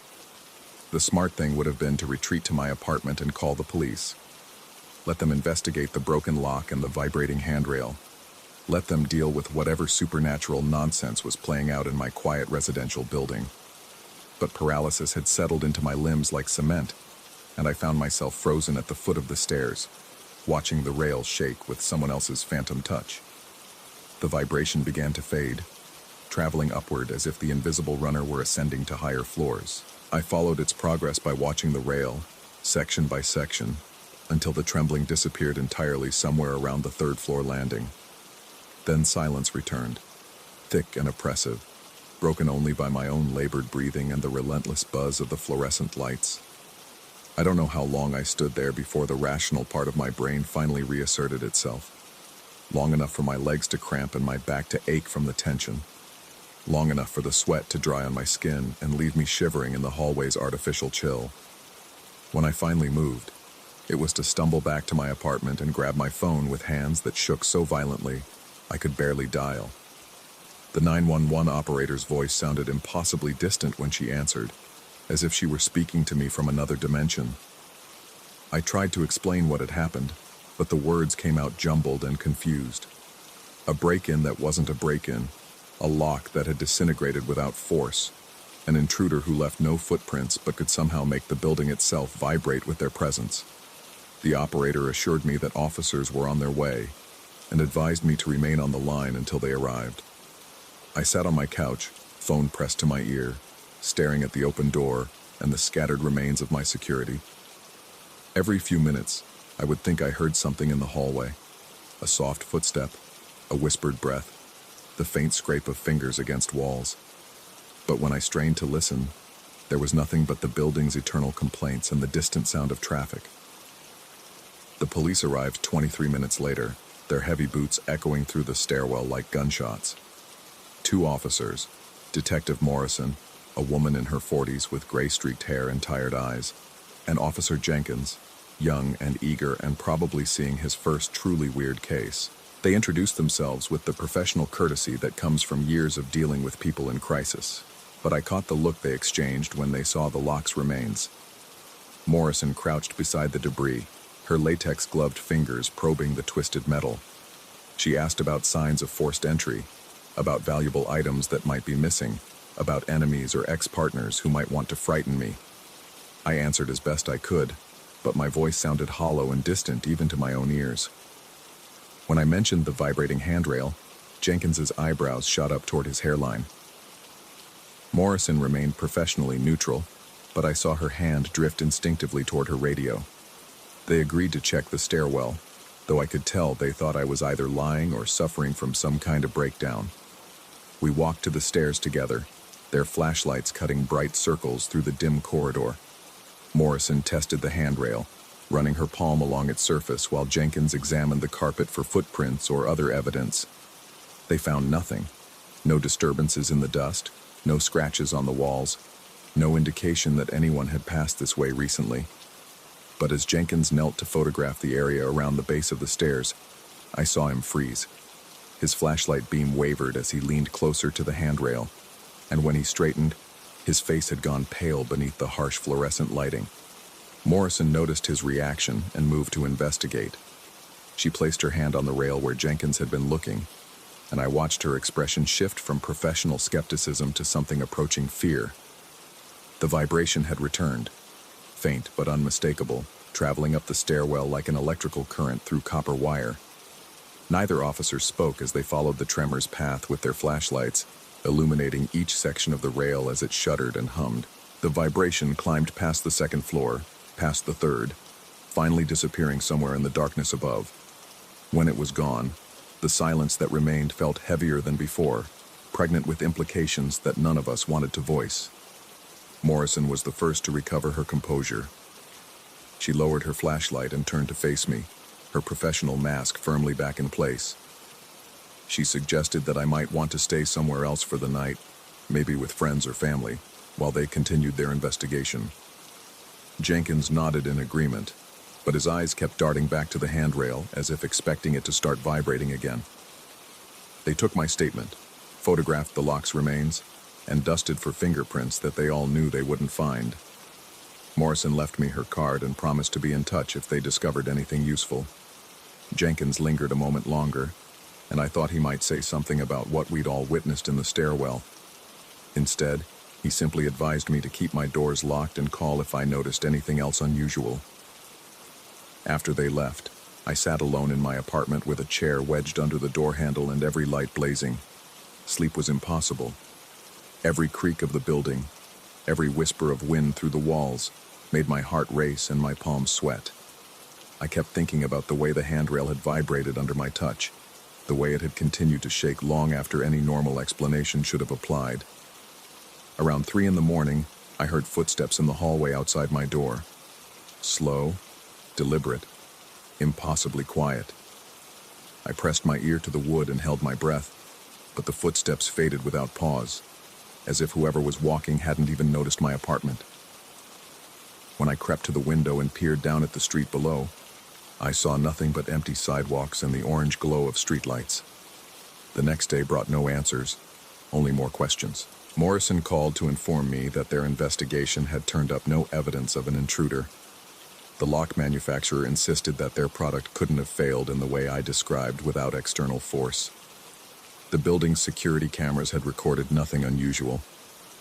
Officially, nothing had happened. But I knew better.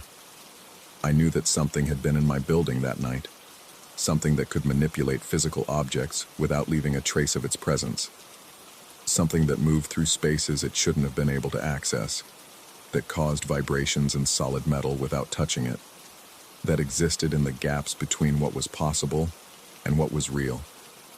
The The locksmith who came to install my new deadbolt, a different brand, heavier gauge, mentioned that he'd been getting a lot of calls from this neighborhood lately.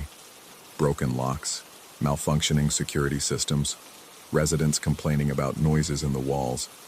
He didn't seem particularly concerned, just mentioned it as an oddity while he worked. I didn't tell him about the handrail. I didn't tell him about the sensation I'd been having ever since that night. The feeling that something was watching me from the spaces between spaces, following me with footsteps that made no sound, breathing with lungs that didn't exist. I didn't tell him that every time I touched a metal railing or handrail anywhere in the city, I felt that same subtle vibration, as if whatever had visited my building was now everywhere, spreading through the urban infrastructure like a virus. The new lock works perfectly. It hasn't failed once in the week since it was installed. But late at night, when the building settles into its deepest quiet, I sometimes hear that soft mechanical sigh echoing through the walls. And I know that locks are just an illusion, a comforting lie we tell ourselves about the barriers between the world we understand and the one that exists just beyond our perception. Some doors, once opened, can never truly be closed again. Story 7. The house had been feeding on my sleep for 3 weeks. Every morning I woke more exhausted than when I'd collapsed into bed, my sheets damp with perspiration that carried the metallic tang of old pennies. The dreams, if they were dreams, left fragments embedded in my consciousness like shrapnel. The sound of bare feet on hardwood, the whisper of fabric against walls, and always, the smell of damp earth and rust. I told myself it was stress. The divorce papers sat unsigned on my kitchen counter, and Sarah's lawyer had been calling daily with increasingly aggressive demands. The house, our house, was the last thing tying us together, and every creaking board seemed to echo with the weight of our failed marriage. But stress doesn't explain what I saw that Tuesday morning while frying eggs. The skillet hissed as I cracked the second egg, the white spreading like spilled paint across the black surface. Steam rose in lazy spirals, and for a moment, the mundane ritual of breakfast felt almost normal. Then movement caught my peripheral vision, something passing through the hallway that connected the kitchen to the living room. My breath caught in my throat as I turned my head slowly, afraid of what I might see but unable to stop myself from looking. There, gliding silently past the doorway, was a figure that shouldn't exist. It moved with purpose but without sound, a translucent form the color of old rust stains. The body, if it could be called that, had the general shape of a human torso and limbs, but where a head should have been, there was nothing. Just a smooth, rounded termination at the shoulders, as if someone had carefully erased that portion of existence. My hand trembling, I reached for the stove's control knob and turned off the heat. The sudden silence in the kitchen felt deafening. My heartbeat hammered against my ribs so hard I could feel it in my throat, and cold sweat began forming along my hairline despite the warmth from the stove. The figure had passed completely out of view, but something compelled me to follow. My legs felt disconnected from my body as I stepped away from the stove, leaving the eggs to congeal in the cooling pan. Each footstep seemed abnormally loud as I approached the hallway, my breath coming in short, shallow gasps. I reached the doorway and peered into the hallway, expecting emptiness. But there, illuminated by the small black light fixture Sarah had installed during her brief obsession with interior design, I saw them. Footprints. They were perfectly formed impressions of bare feet, each toe distinct and clear, pressed into the hardwood as if the floor had been soft clay when the figure passed. But these weren't wet prints. They were composed of dried, cracked earth, the kind you'd find in a drought-stricken field. Under the black light's purple glow, they seemed to pulse with an otherworldly presence. My mouth went dry as paper. I knelt down beside the nearest print, close enough to see the intricate patterns of the dried mud, the way it had cracked in geometric shapes like a dried riverbed.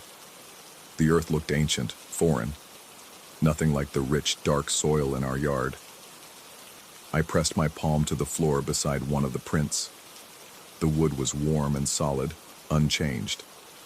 Whatever had passed through here operated by rules I didn't understand. The prints led down the hallway toward our bedroom, each one as clear and distinct as the last. I counted 12 before they disappeared beneath the closed bedroom door. My breathing became increasingly labored as I followed them, my chest tight with a fear so primal it seemed to bypass rational thought entirely.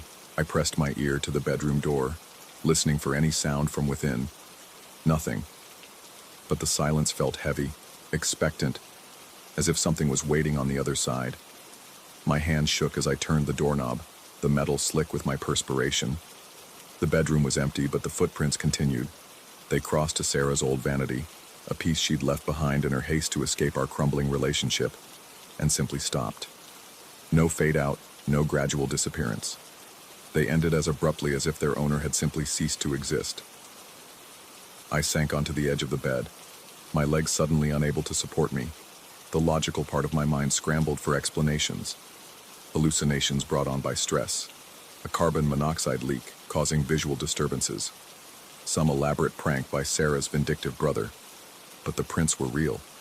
I could smell the earthy mineral scent of the dried mud, could see the individual grains of soil that comprised each impression. Over the following days, the appearances became more frequent, always in my peripheral vision, always silent, always leaving those impossible footprints. The headless figure seemed drawn to spaces where Sarah and I had once been happy, the kitchen where we'd cooked together, the hallway where we'd hung wedding photos, the bedroom where we'd once shared dreams of the future. I began documenting everything, the times of each sighting, the exact locations of the footprints, the environmental conditions. My notebook filled with increasingly frantic observations, sketches of the figure's silhouette, measurements of the prints. Sleep became elusive, and when it did come, it brought dreams of standing in vast, empty fields where rust-colored fog rolled across barren ground. My appetite disappeared, and food began to taste like metal. The morning eggs became a ritual I couldn't break, though they consistently grew cold and untouched on my plate. I installed motion-activated cameras throughout the house, but they captured nothing. Even when I could see the figure clearly with my own eyes, the cameras showed only empty spaces. Dr. Martinez, my physician since college, suggested I was experiencing stress-induced hallucinations. He prescribed anxiety medication and recommended therapy, speaking in the careful, measured tones people use when they think you're losing your mind. I nodded and agreed to everything, but I didn't take the pills. Whatever was happening to me, I needed to experience it clearly, without the buffer of pharmaceutical intervention. The breakthrough came on a Thursday evening while researching the house's history. I'd been avoiding this investigation, afraid of what I might find, but the nightly appearances had become so frequent that ignoring them was no longer an option. The previous owner, a woman named Elena Vasquez, had lived here alone for 37 years before selling to Sarah and me. According to the real estate records, she'd moved into an assisted living facility, but when I called the facility, they told me she'd died peacefully in her sleep just 2 weeks after the sale was finalized. I obtained Elena's obituary from the local newspaper archives. She'd been a ceramic artist, known for her distinctive red clay pottery that she fired in a kiln she'd built in what was now our basement. The obituary mentioned her struggle with Alzheimer's disease in her final years, how she'd sometimes forget where she was and wander the house at night, searching for something she could never quite name. But it was the accompanying photograph that sent ice through my veins. Elena in her 70s, standing in this very kitchen. But what caught my attention was the black light fixture visible in the background, the same one Sarah and I had assumed was Elena's quirky design choice. The caption beneath the photo explained that Elena had installed the ultraviolet lighting throughout the house to help her see the special glazes she used in her pottery work. That night, I waited in the hallway with the black light switched on, my back pressed against the wall near the kitchen doorway. My heart rate had been elevated for hours, and every small sound, the house settling, the refrigerator cycling, the distant hum of traffic, made me flinch. At 3:17 a.m., she appeared. This time, I saw her clearly from the beginning.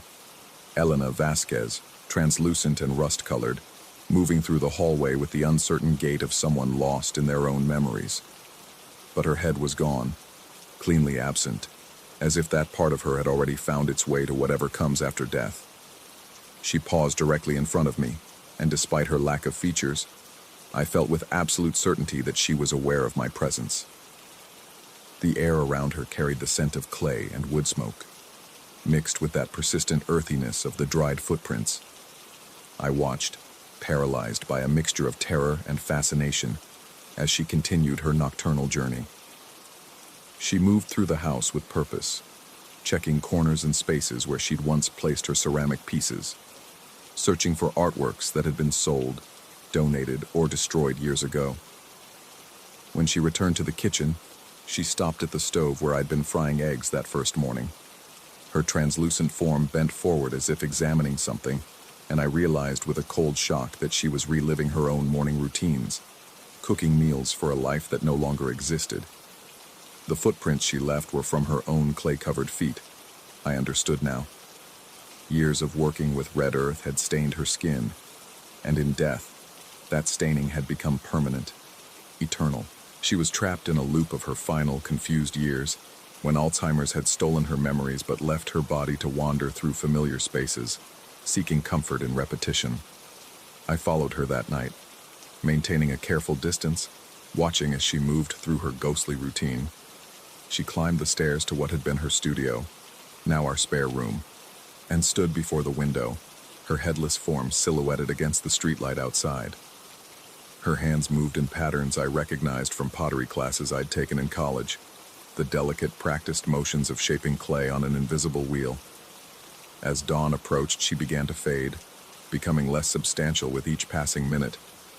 But before she disappeared entirely, she turned toward where I stood in the doorway.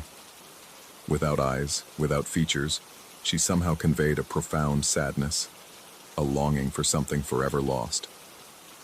The next morning, I called the real estate agent who'd handled our purchase and asked about Elena's pottery. Most of it had been sold at an estate sale, she explained, but there were still pieces scattered around town, some in the homes of longtime residents, others in antique shops and galleries. I spent the following weeks tracking down Elena's work, purchasing every piece I could find: red clay bowls, vases with distinctive rust-colored glazes, small figurines that captured moments of quiet beauty. I arranged them throughout the house in spaces where they might have originally stood, trying to reconstruct the environment Elena remembered from her healthier years. The effect was immediate. The nightly wanderings became less frequent, less agitated.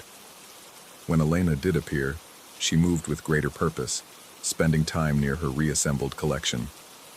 The footprints became lighter, less defined, as if she was finding peace.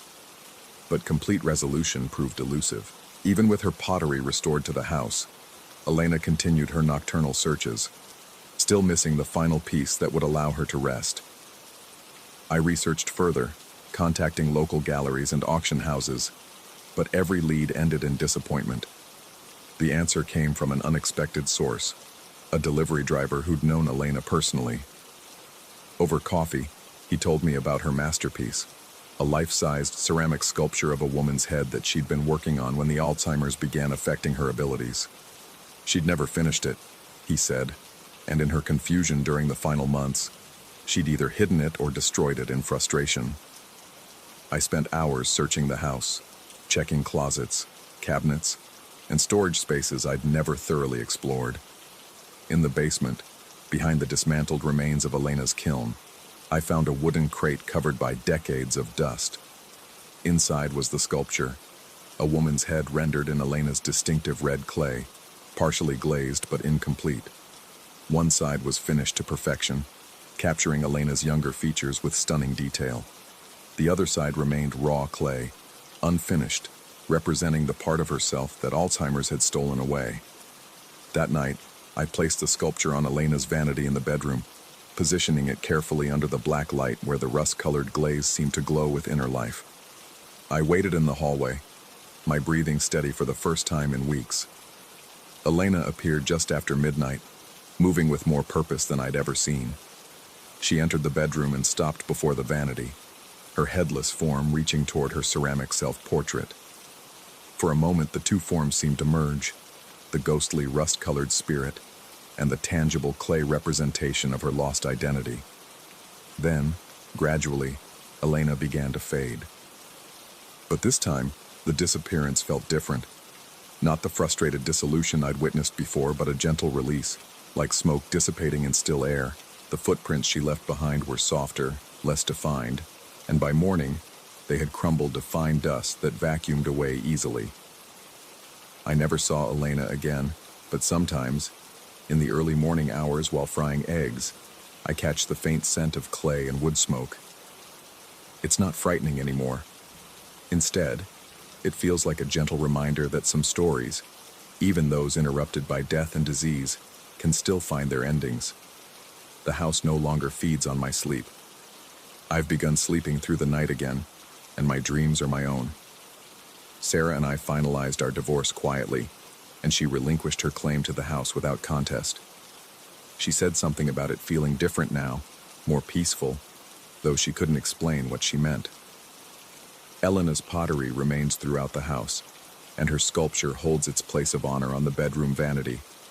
I've become their caretaker, preserving the work of an artist whose final piece was her own piece. Sometimes visitors ask about the black lights and the unusual pottery collection, and I tell them it belonged to the previous owner, an artist who loved this house enough to ensure it was properly cared for. I don't mention the rust-colored footprints or the headless figure who once wandered these halls. Some stories are meant to be experienced rather than told, and some endings are too fragile to survive in the harsh light of skepticism. But on quiet mornings, when the eggs sizzle in the pan and steam rises toward the ceiling, I remember Elena's final search and the completion she found in returning to herself. In helping her find peace, I discovered something unexpected. This house was never haunted by malevolence or evil. It was haunted by love. Love for creation, for beauty, for the simple act of making something meaningful in the brief time we're given. Elena's spirit wasn't trapped by death. It was held by devotion to the work that had defined her life. Now, when I cook breakfast in the morning light, the kitchen feels blessed rather than cursed. The black light illuminates empty hallways, and the only footprints in the house are mine. But the scent of clay lingers, and in it, I find a strange comfort. Some hauntings, I've learned, are less about the dead refusing to leave and more about the living, learning to understand what the dead have been trying to say all along. Story 8. The first note appeared on a Tuesday morning, slipped under my apartment door like a receipt from hell's front desk. Departure, 8:47 a.m. Duration of absence, 9 hours, 23 minutes, 14 seconds. Return, 6:10 p.m. Door slammed twice upon entry. The handwriting was meticulous, each letter formed with the precision of someone who had nothing better to do than count the seconds of other people's lives. I crumpled the paper and tossed it in the trash, chalking it up to some neighborhood weirdo with too much time on his hands. But my skin crawled anyway, and I found myself checking the locks twice that night. The apartment building I'd moved into 3 months ago was one of those converted warehouses in Brooklyn, all exposed brick and industrial fixtures that landlords love to call authentic urban living. What they didn't mention was how sound traveled through the thin walls, like whispers through confessional screens, or how the fluorescent lights in the hallways flickered with the rhythm of a dying heartbeat. I'd chosen it for the cheap rent and the promise of anonymity that came with big city living. I was beginning to realize how wrong I'd been about the anonymity part. My neighbor across the hall was a pale, skeletal man named Eugene, who worked nights at some tech company and slept during the day. I'd seen him maybe half a dozen times since moving in, always carrying a laptop bag and wearing the same faded Star Trek t-shirt. He had the kind of thick glasses that made his eyes look enormous, like a praying mantis studying its prey. We'd exchanged awkward nods in the hallway, the kind of polite acknowledgement that city dwellers perfect to avoid actual human connection. The second note arrived Thursday. Departure, 7:52 a.m. Noticed irregular breathing pattern before leaving. Return, 5:34 p.m. Grocery bags suggest dinner for one again. Apartment lights remained on until 11:43 p.m. My hands shook as I read it, coffee mug trembling against my lips. The detail was invasive, clinical. How the hell could anyone know about my breathing pattern? I lived on the 4th floor, and my door didn't have a peephole on the outside. The thought of someone crouched in the hallway, ear pressed against my door, listening to me breathe, sent ice water through my veins. I yanked my door open and peered down the empty corridor. The fluorescent light at the far end buzzed and flickered, casting dancing shadows on the grimy walls. Eugene's door was closed, but I could hear the faint hum of electronics from inside his apartment, the kind of white noise that came from multiple computers running simultaneously. That night, I couldn't sleep. Every creak of the building settling, every distant footstep in the hallway, every whisper of air through the vents sounded amplified. I lay rigid in bed, straining to hear any sound that might indicate someone was out there, watching, waiting, timing my every breath. The digital clock beside my bed seemed to tick louder than usual, each second dropping like a stone into still water. When I finally drifted off near dawn, I dreamed of eyes behind thick lenses, watching me through keyholes that multiplied like cancer cells across my door. The third note was waiting Friday morning, and this time my knees nearly buckled as I read it. Departure, 8:15 a.m. Unusual delay observed. Subject stood motionless for 3 minutes, 47 seconds before leaving. Elevated heart rate detected through thermal imaging. Return, 6:22 p.m. Subject checked locks 4 times before entering. Recommend installing additional security measures. Thermal imaging. The words pounded in my skull like a migraine. This wasn't some harmless voyeur anymore. This was surveillance, the kind that required equipment and planning and a level of obsession that made my skin feel like it was crawling with insects. I called the building superintendent, a gruff man named Rodriguez, who answered the phone like I'd personally insulted his mother. When I explained about the notes, he listened with the patience of someone who dealt with tenant complaints for a living. He assured me he'd look into it, but his tone suggested he filed my concern somewhere between broken faucet and strange smells in the elevator. That evening, I stayed late at work, hoping to throw off whatever schedule my stalker had established. The office building felt safer somehow, with its security guards and key cards and surveillance cameras that weren't pointed at me with malicious intent. But eventually, I had to go home. I climbed the stairs to my floor, with the caution of someone navigating a minefield. The hallway was empty, lit by the sickly glow of those flickering fluorescents. Eugene's door was closed, but I could see light leaking from underneath, accompanied by that persistent electronic humming that never seemed to stop. No note waited under my door, and for a moment I felt a surge of relief. Maybe Rodriguez had actually done something. Maybe the building management had scared off my unwanted observer. I unlocked my door and stepped inside, flipping on the lights and checking the locks out of habit that was becoming compulsion. That's when I saw it. Taped to my living room window, visible from inside, was a single sheet of paper. My blood turned to slush as I approached it, each step feeling like I was walking through quicksand. The handwriting was the same meticulous script, but the message was different. Deviation from established pattern noted. Adaptive surveillance protocols initiated. Subject psychological profile suggests increasing paranoia. Recommend maintaining current observation distance until behavioral patterns stabilize. I ripped the paper from the window with shaking hands, pressing my face against the glass to peer into the courtyard below. Nothing moved in the darkness, but I felt watched anyway, like crosshairs were painted on my forehead. The window faced the building's interior courtyard, accessible only to residents.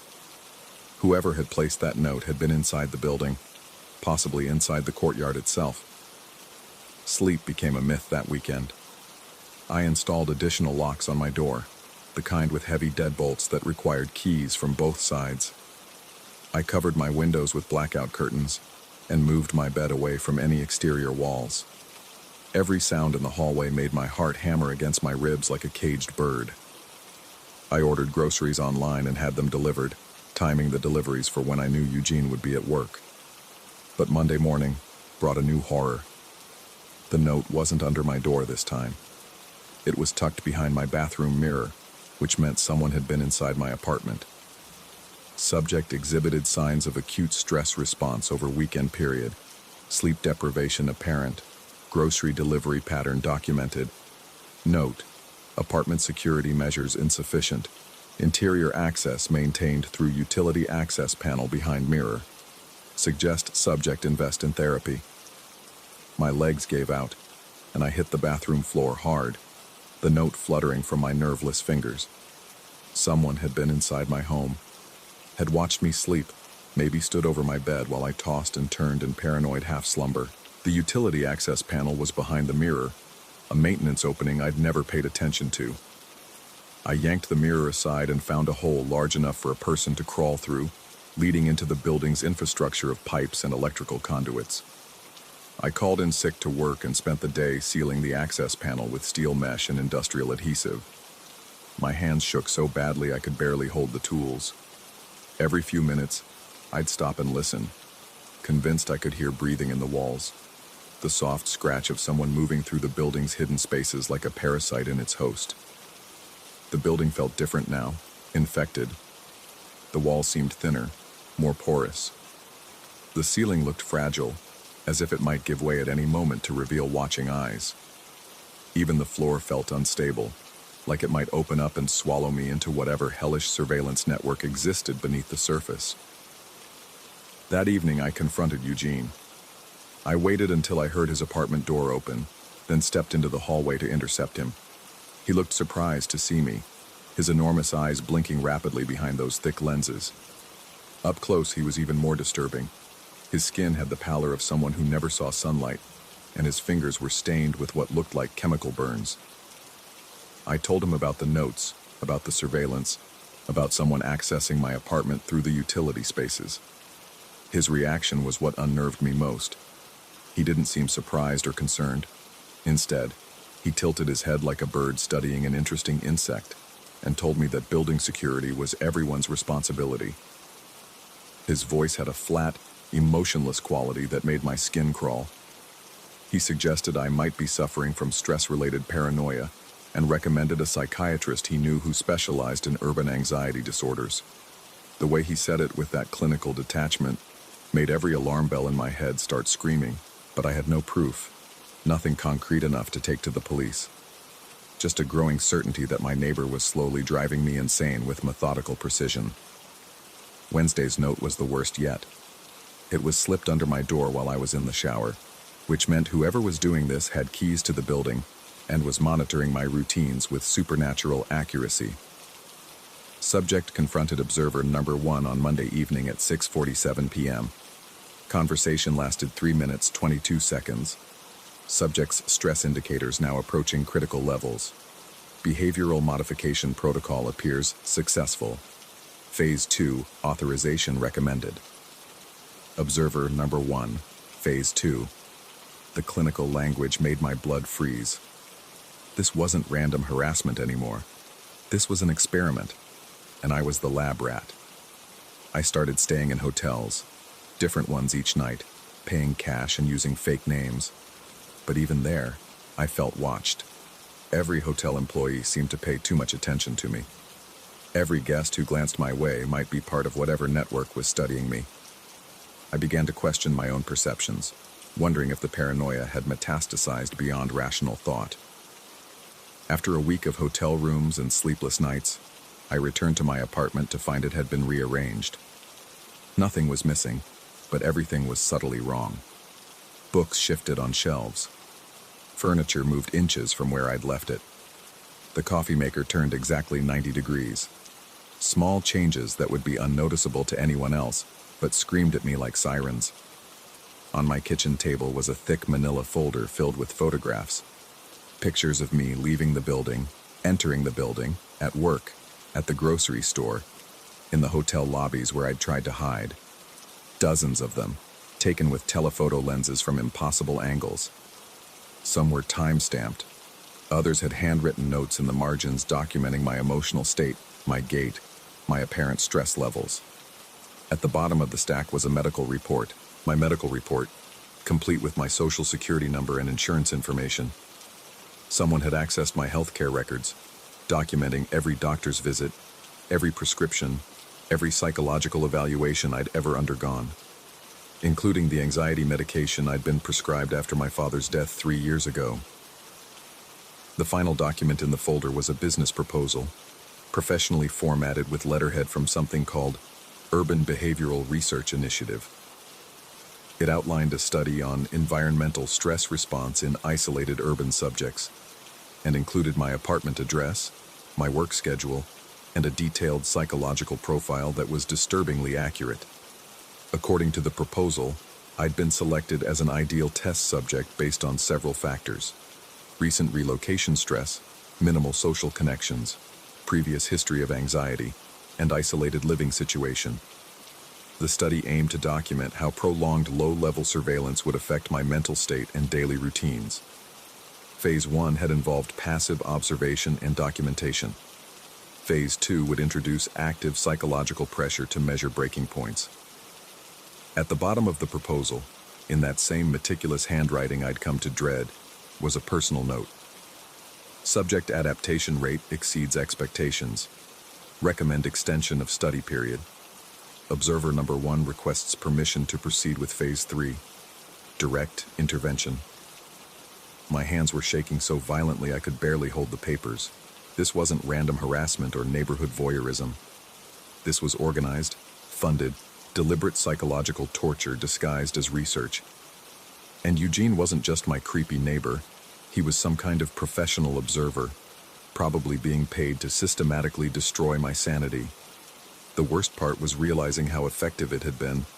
I was questioning everything now.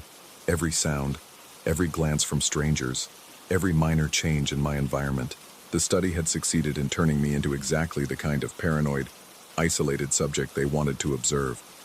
But now I knew, and knowledge, even terrible knowledge, was better than helpless confusion. I spent the next 2 days preparing. I bought every piece of surveillance equipment I could afford: cameras, audio recorders, motion detectors. I documented everything, creating my own detailed records of Eugene's schedule, his visitors, the electronic equipment that hummed constantly in his apartment. If they wanted to study me, I'd study them right back. On Friday evening, I confronted him again, but this time I was recording everything. I told him I knew about the study, about the Urban Behavioral Research Initiative, about his role as observer number 1. His reaction was immediate and terrifying. His composed mask slipped, revealing something cold and calculating underneath. He didn't deny it. Instead, he seemed pleased that I'd figured it out, like a teacher proud of a student who'd finally grasped a difficult concept. He told me that Phase 3 was about to begin anyway, so my discovery simply accelerated the timeline. He explained that the study was designed to document how urban isolation could be weaponized, how ordinary people could be psychologically controlled through carefully applied surveillance pressure. The most disturbing part was his casualness about it all. He spoke about my psychological breakdown like it was weather data, clinical and detached. He mentioned other subjects in other buildings, other observer units, other phases of research. I wasn't the first person they'd driven to the edge of sanity, and I wouldn't be the last. But I'd made one crucial mistake in confronting him. I'd revealed that I knew too much. That night, I heard them in the walls. Not just Eugene, but others. Soft footsteps in the spaces between apartments, whispered conversations echoing through the building's hidden arteries. The Urban Behavioral Research Initiative wasn't just studying me anymore. They were implementing Phase 3, direct intervention. I barricaded myself in my apartment and called every authority I could think of: police, FBI, city housing department, local news stations. But who was going to believe a story about secret research initiatives and psychological torture through surveillance? Especially when the person telling it was clearly suffering from severe paranoia and sleep deprivation. By dawn, I realized the trap was perfect. They'd driven me to a state where any attempt to expose them would be dismissed as the ravings of someone who'd suffered a complete psychological break. The study had succeeded beyond their wildest expectations. They'd created the perfect untouchable victim, someone whose testimony would be automatically discredited by the very symptoms they'd systematically induced. But I wasn't going to let them win. I gathered every piece of evidence I'd collected, every recording I'd made, every document from their folder. I uploaded it all to every social media platform, every conspiracy forum, every whistleblower site I could find. I sent copies to journalists, researchers, anyone who might listen. Then I packed everything I owned into 2 suitcases and left the building forever. I moved across the country, changed my name, started over completely. But even now, 2 years later, I feel them watching. Different faces, different buildings, but the same calculating observation, the same meticulous documentation of my every move. Because the most horrifying truth I learned isn't that the Urban Behavioral Research Initiative exists, or that they're conducting illegal experiments on unwitting subjects. It's that once you've been marked as a test subject, once you've proven your vulnerability to their methods, you never stop being useful to them. The research never ends. It just moves to a new phase, with new observers, in a new location, and somewhere, in some sterile office, someone is still taking notes on my breathing patterns, still timing my departures, still calculating the precise pressure needed to keep me balanced on the knife's edge between sanity and breakdown. The only difference is that now I know I'm not alone. Scattered across the country, there are others like me, former subjects who've escaped, but never really gotten free. We recognize each other sometimes, in coffee shops or subway platforms, sharing that same haunted look of people who've learned that privacy is an illusion and surveillance is the new form of psychological warfare. We don't talk about it much. What's the point? Who would believe us? But we know. And knowing is its own kind of hell.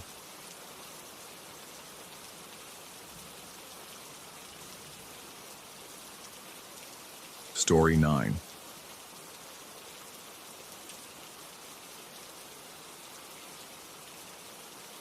The metal strikes concrete in the dead Mexican night like a funeral bell tolling backwards through time. Each clang reverberates through the adobe walls of the guest room, vibrating in my chest cavity where sleep had been moments before. My eyes snap open to absolute darkness, pupils dilating against the suffocating black that presses down like wet earth. Something circles the veranda. The sound comes again, deliberate, methodical, hoofbeats on stone, but wrong somehow. Too heavy, too hollow. Each step echoes with the resonance of an empty barrel, as if whatever makes the sound contains nothing but air and malice. Between the metallic strikes, I hear breathing. Not the warm huffs of a living animal, but something wet and labored, like air being forced through damaged bellows. My heart hammers against my ribs as I strain to listen. The ranch house sits isolated in the Sonoran Desert, 30 miles from the nearest town, surrounded by nothing but scrub brush and the skeletal remains of dead cacti. I'd accepted the invitation to stay here as a favor to my colleague Martinez, who needed someone to oversee the property while he attended to business in Mexico City. A simple arrangement, a quiet retreat, nothing more. The circling continues. I force myself to sit up, sheets clinging to my sweat-dampened skin. The room feels smaller than it had when I'd gone to sleep, the walls pressing inward with each labored breath I take. My mouth tastes of copper and fear. Through the thin curtains, pale moonlight filters in strips across the terracotta floor, creating bars of silver that look disturbingly like cage shadows. The breathing grows louder. It's definitely outside my window now, just beyond the thin glass that separates me from whatever nightmare has decided to announce itself in the small hours. I slide my feet to the floor, the tiles ice cold against my bare soles. Each step toward the window feels like walking through thick water, my muscles fighting against every movement as if my body knows better than my mind what waits in the darkness. My fingers find the curtain edge, and I hesitate. The sound has stopped. Complete silence wraps around the house like a shroud, broken only by the thunderous beating of my pulse in my ears. The sudden quiet feels worse than the noise. At least with the circling, I knew where it was. I part the curtain an inch. The veranda stretches empty before me, bathed in sickly moonlight. Ancient wooden posts support the overhang, their shadows cutting the space into geometric fragments of light and dark. Nothing moves. Nothing breathes. But the smell hits me through the glass, the stench of decay mixed with something metallic and sharp, like blood left too long in the sun, or metal rusted with organic matter. A bead of sweat rolls down my spine as I scan the empty space. The logical part of my mind insists I imagined it all, that isolation and unfamiliar surroundings played tricks on my sleeping brain. but my hands shake as I release the curtain, and the taste of fear coats my tongue like dust. I need water. Something to wash away the copper taste, and maybe restore some sense of normalcy to the night. The kitchen lies at the other end of the house, down a long hallway lined with religious iconography that had seemed charming in daylight, but now looms like a gallery of watching eyes. The floorboards groan under my weight as I leave the relative safety of the guest room. Each step echoes through the empty house, the sound amplifying in the narrow corridor, until it feels like I'm being followed by my own footsteps. The air grows thicker as I move deeper into the house, heavy with the lingering smell of mesa and old wood, tinged now with something else, something that makes my skin crawl. Halfway to the kitchen, I stop. The front door stands slightly open. I know I locked it before bed. The heavy wooden door with its iron hardware had required significant effort to secure, the old lock sticking until I'd thrown my full weight against it. Now it hangs ajar by perhaps 6 inches, revealing a slice of the outside world that looks like the mouth of a cave. Cold air seeps through the gap, carrying with it that same metallic stench I'd smelled at the window. My chest tightens as I approach the door, each breath becoming more labored. The rational explanations scroll through my mind. Wind, settling wood, a faulty latch, but my body refuses to accept any of them. Every instinct screams at me to run, to barricade myself in the guest room and wait for dawn. Instead, I reach for the door handle. The metal burns cold against my palm as I pull the door wider. The veranda spreads before me, empty as it had appeared from the window, but the smell intensifies until it coats the inside of my nostrils like oil. I step outside, bare feet meeting rough wood that feels somehow wrong, too smooth in places, too rough in others, as if something had worn patterns into the boards. The night air raises goosebumps along my arms as I scan the darkness beyond the veranda's edge. Mesquite trees stand like arthritic fingers against the star-filled sky, their shadows creating pools of absolute black where anything could hide. The silence feels expectant, as if the entire desert holds its breath. Then I see them, hoof prints.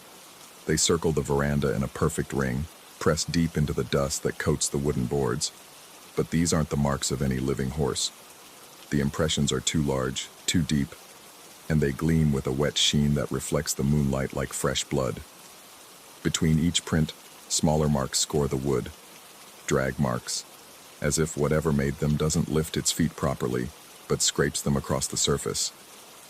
My throat constricts as I kneel beside one of the prints. The mark extends nearly a foot in length and half again as wide, pressed so deep into the dust that I can see the wood grain beneath. When I lean closer, the metallic smell intensifies until my eyes water. The print isn't empty. Something dark fills the depression, something that moves sluggishly when I disturb the dust around it. I jerk backward, heart slamming against my ribs. The movement sends me sprawling across the veranda boards, splinters biting into my palms. From this new angle, I can see more prints, dozens of them, creating concentric circles around the entire house. Some overlap others, suggesting multiple passes, multiple nights of this same horrible ritual. The sound of approaching hoofbeats freezes my blood. They come from the east, beyond the stand of Ocotillo that marks the property's boundary. Slow, deliberate, accompanied by that same wet breathing I'd heard earlier. But now I can hear more. The creak of leather, the jingle of metal fittings, sounds that suggest a rider. The logical part of my mind grasps for explanations. A late traveler, a ranch hand checking the property, anything normal, anything that belongs to the world of living things. But the sounds are wrong. The hoofbeats strike the ground with that same hollow resonance I'd heard from inside, as if the horse's hooves were made of metal striking stone. The breathing carries an echo, doubling back on itself like sound bouncing off canyon walls. And beneath it all, a low humming that might be singing if voices could come from throats that had forgotten how to hold air. I crawl backward toward the front door, splinters tearing at my knees and elbows.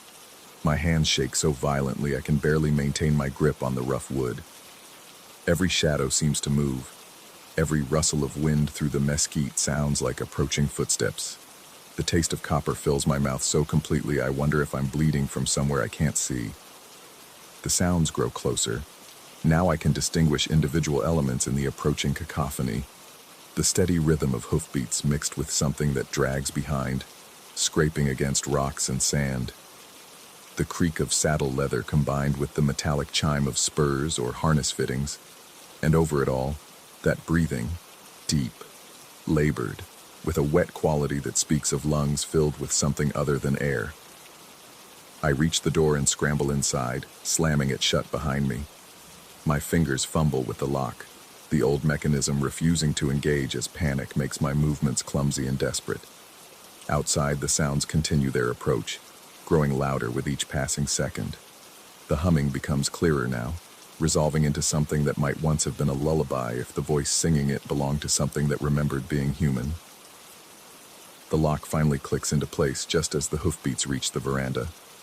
I press my back against the door, feeling the vibrations as something circles the house.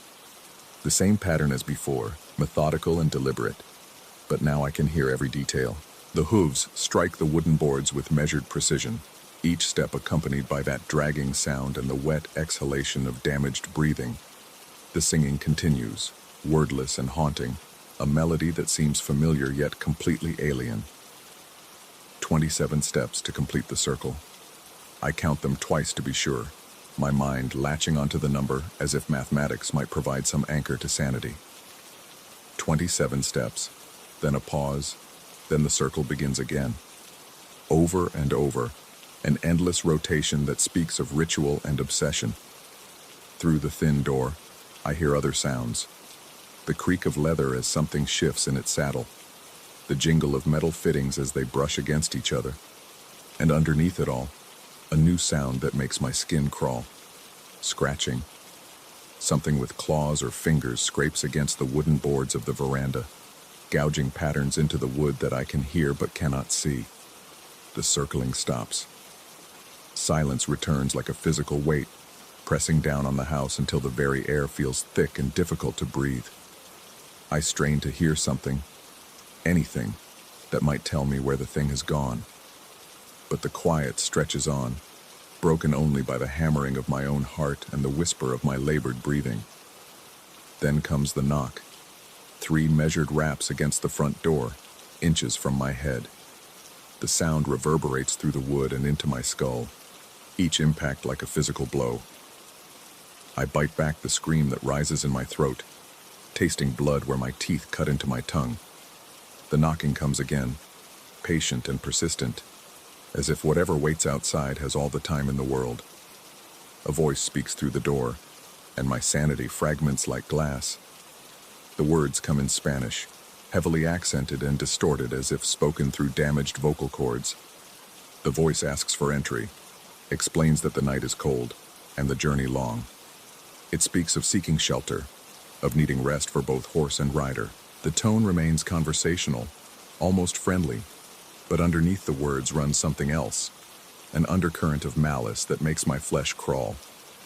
I know I should remain silent, should give no indication that anyone occupies the house. But my voice betrays me, cracking like a teenager's as I call out that the house is closed, that visitors should seek accommodation elsewhere. The moment the words leave my lips, I regret them. I've acknowledged my presence, confirmed that something alive and warm waits inside. The laughter that follows chills my blood. It starts low, barely audible, then builds into something that belongs in no human throat. The sound carries undertones of metal scraping stone and wind, whistling through empty spaces. It goes on far too long, continuing until my ears ring and my vision blurs from holding my breath. When the laughter finally stops, the voice speaks again. This time it abandons Spanish for English, the accent shifting and changing with each word as if the speaker learned the language from multiple sources over countless years. It knows my name. It speaks of my journey from the north, my work with Martinez, my plans to remain at the ranch for the next week. Details no stranger should possess, information that makes my chest tight with panic. The thing outside knows me. It continues speaking, painting pictures with words of all the lonely nights ahead, all the circles it will trace around the house, all the songs it will sing while I lie awake listening. The voice promises visits, nightly serenades, companionship of a sort I never asked for and cannot refuse. Each word strikes like a physical blow, leaving me gasping and shaking against the door. Then silence returns. Minutes pass, or perhaps hours. Time becomes meaningless in the face of such focused malevolence. I remain pressed against the door, listening for any sound that might indicate the thing's departure. But the quiet feels wrong. Not the peaceful silence of an empty night, but the breathless pause of a predator waiting for its prey to relax. Finally, I work up the courage to move. My legs shake as I stand, muscles cramped from crouching against the door. I need to see, need to confirm that whatever waited outside has gone. The curtained windows call to me like beacons, promising answers to questions I'm not sure I want answered. I approach the nearest window with the careful steps of a man walking through a minefield. Each footfall seems to echo through the house despite my attempts at silence. The curtain hangs motionless, offering no hint of what lies beyond the glass. My hand trembles as I reach for the fabric, fingers cramping with tension. I pull the curtain aside an inch and peer out. The veranda appears empty, bathed in the same sickly moonlight as before. But something has changed. New marks score the wooden boards, deep gouges that spell out words in a language I don't recognize but somehow understand. They speak of binding and calling, of debts owed and prices paid. Between the words, symbols spiral and twist, following patterns that hurt to look at directly. At the center of it all, something waits. Not the horse and rider I'd expected, but something far worse. A shape that suggests both without fully committing to either, as if reality itself cannot decide what it's looking at. Parts of it gleam with the reflection of metal, while other sections seem to absorb light entirely. It doesn't move, doesn't breathe, but I can feel its attention like heat against my face. We stare at each other through the glass, predator and prey frozen in a moment that stretches toward eternity. I want to run, want to scream, want to wake up from this nightmare and find myself back in my own bed 1,000 miles north. But my feet remain rooted to the floor, my gaze locked with something that should not exist. The thing tilts what might be its head, and I catch a glimpse of what might be eyes, empty sockets that reflect the moonlight like water in deep wells. When it moves, the motion carries no grace, no natural flow. Instead, it jerks and stutters like a marionette operated by a drunk puppeteer. It raises what could be an arm, and something that might once have been fingers scrape against the glass. The sound makes my teeth ache and my vision blur. Words appear in the condensation its touch leaves behind, scratched into the moisture like a child's finger painting. But these words burn themselves into my retinas, searing their meaning directly into my brain. Tomorrow night, they read, and the night after, and all the nights until you understand. I stumble backward, releasing the curtain. The fabric falls back into place, cutting off my view of the veranda and the thing that waits there.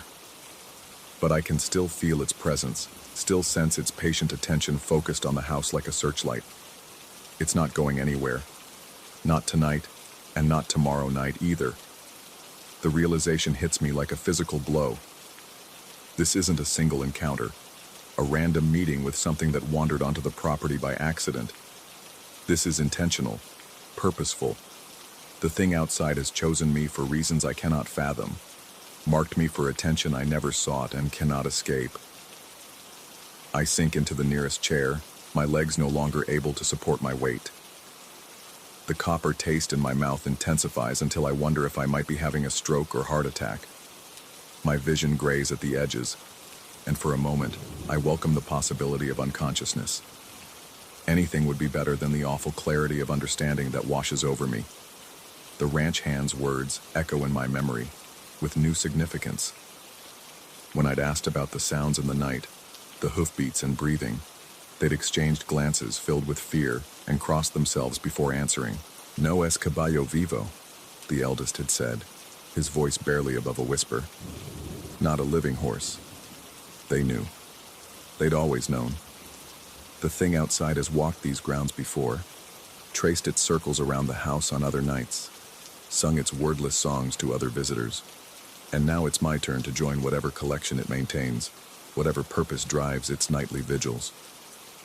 I remain in the chair until dawn breaks over the desert, painting the sky the color of dried blood. Only when full sunlight streams through the windows do I dare approach them again. The veranda appears normal in daylight, weathered wood and support posts casting familiar shadows. But the marks remain, burned into the boards like brands. And in the dust that coats everything, a perfect circle of hoofprints surrounds the house like a noose. Martinez will return in 6 days. 6 more nights of circles and songs. 6 more encounters with something that defies explanation. The logical part of my mind suggests leaving, driving back to the city and fabricating some excuse for abandoning my post. But I know with sickening certainty that distance won't matter. The thing outside has my scent now, my name written in whatever serves as its memory. I'll stay. Not from courage, but from the understanding that running would only delay the inevitable. Tonight I'll lie in the guest room and listen to the circling begin again. Tomorrow night, and the night after, until I understand what it wants, what debt I've incurred by sleeping under this roof. The sun climbs higher, burning away the last shadows of night. But in my mind, I can already hear the sound of metal striking stone, the labored breathing of something that has forgotten how to die. The circles have only just begun. In the growing heat of the desert morning, I close my eyes and try to remember what silence used to sound like.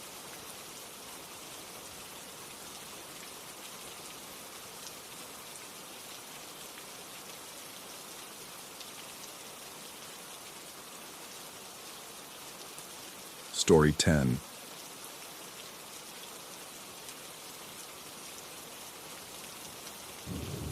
The flowers were already wilting when I found them, their petals brown at the edges like burnt paper, scattered across the hood of my Honda Civic in the empty parking lot.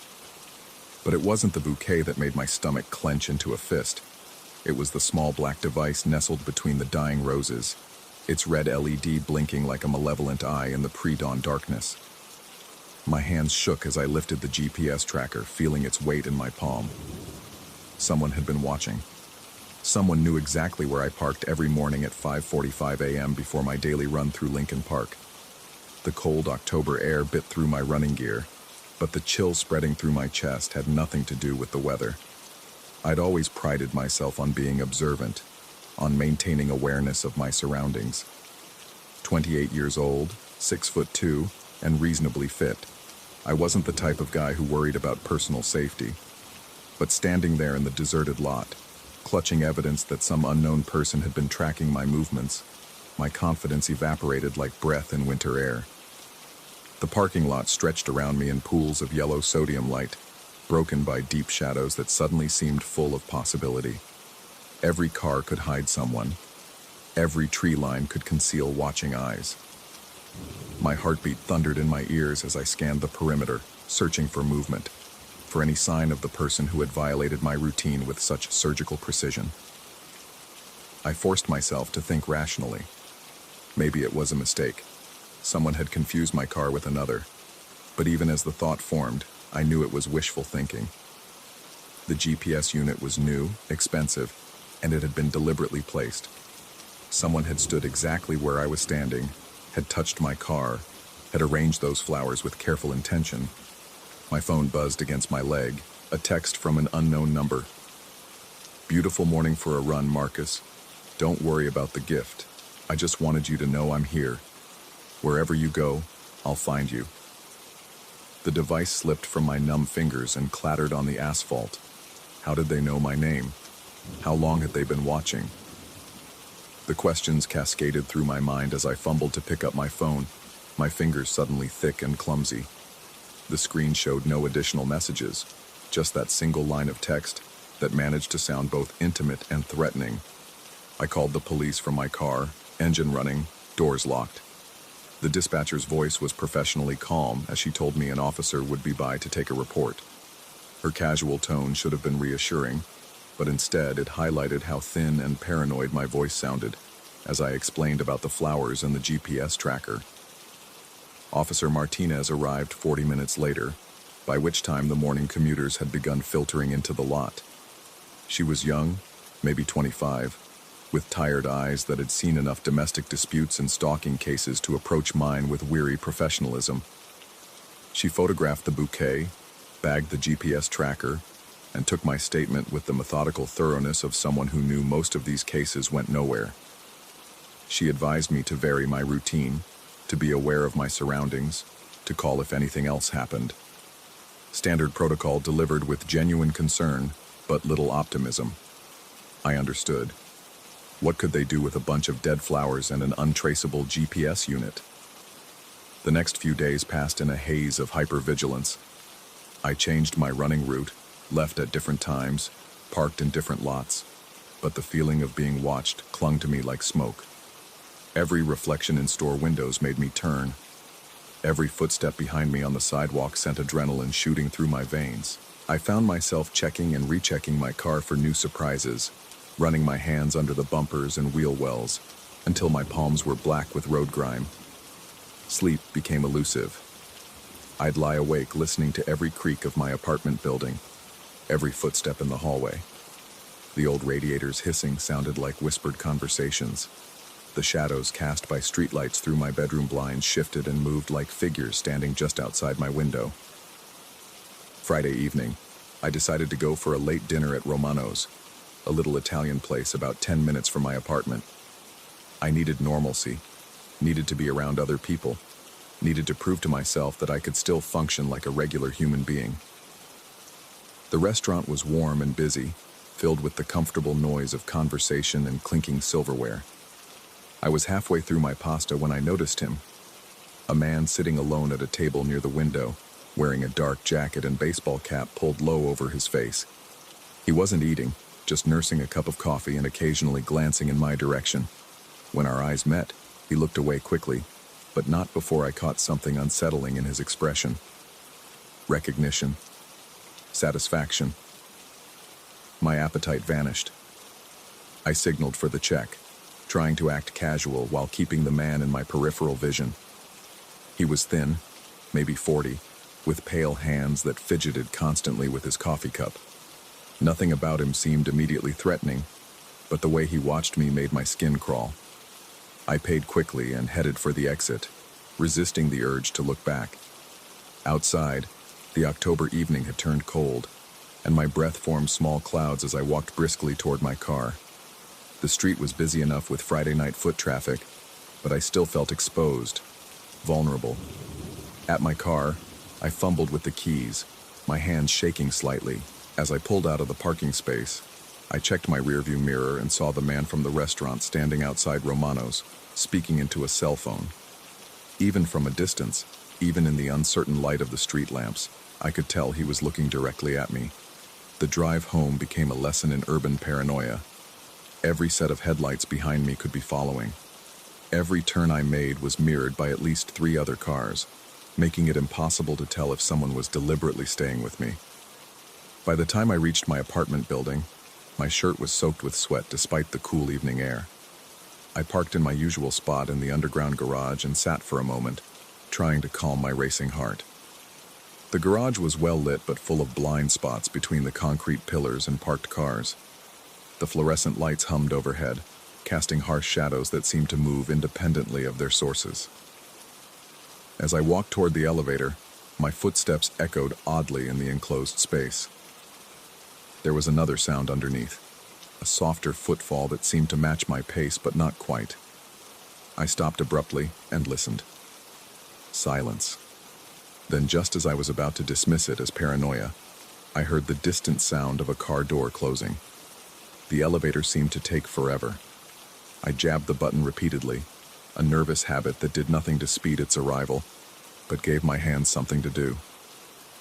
When the doors finally opened, I practically dove inside, hitting the button for the 8th floor, and then the door close button multiple times in rapid succession. My apartment felt like a sanctuary when I finally got inside, but the relief was short-lived.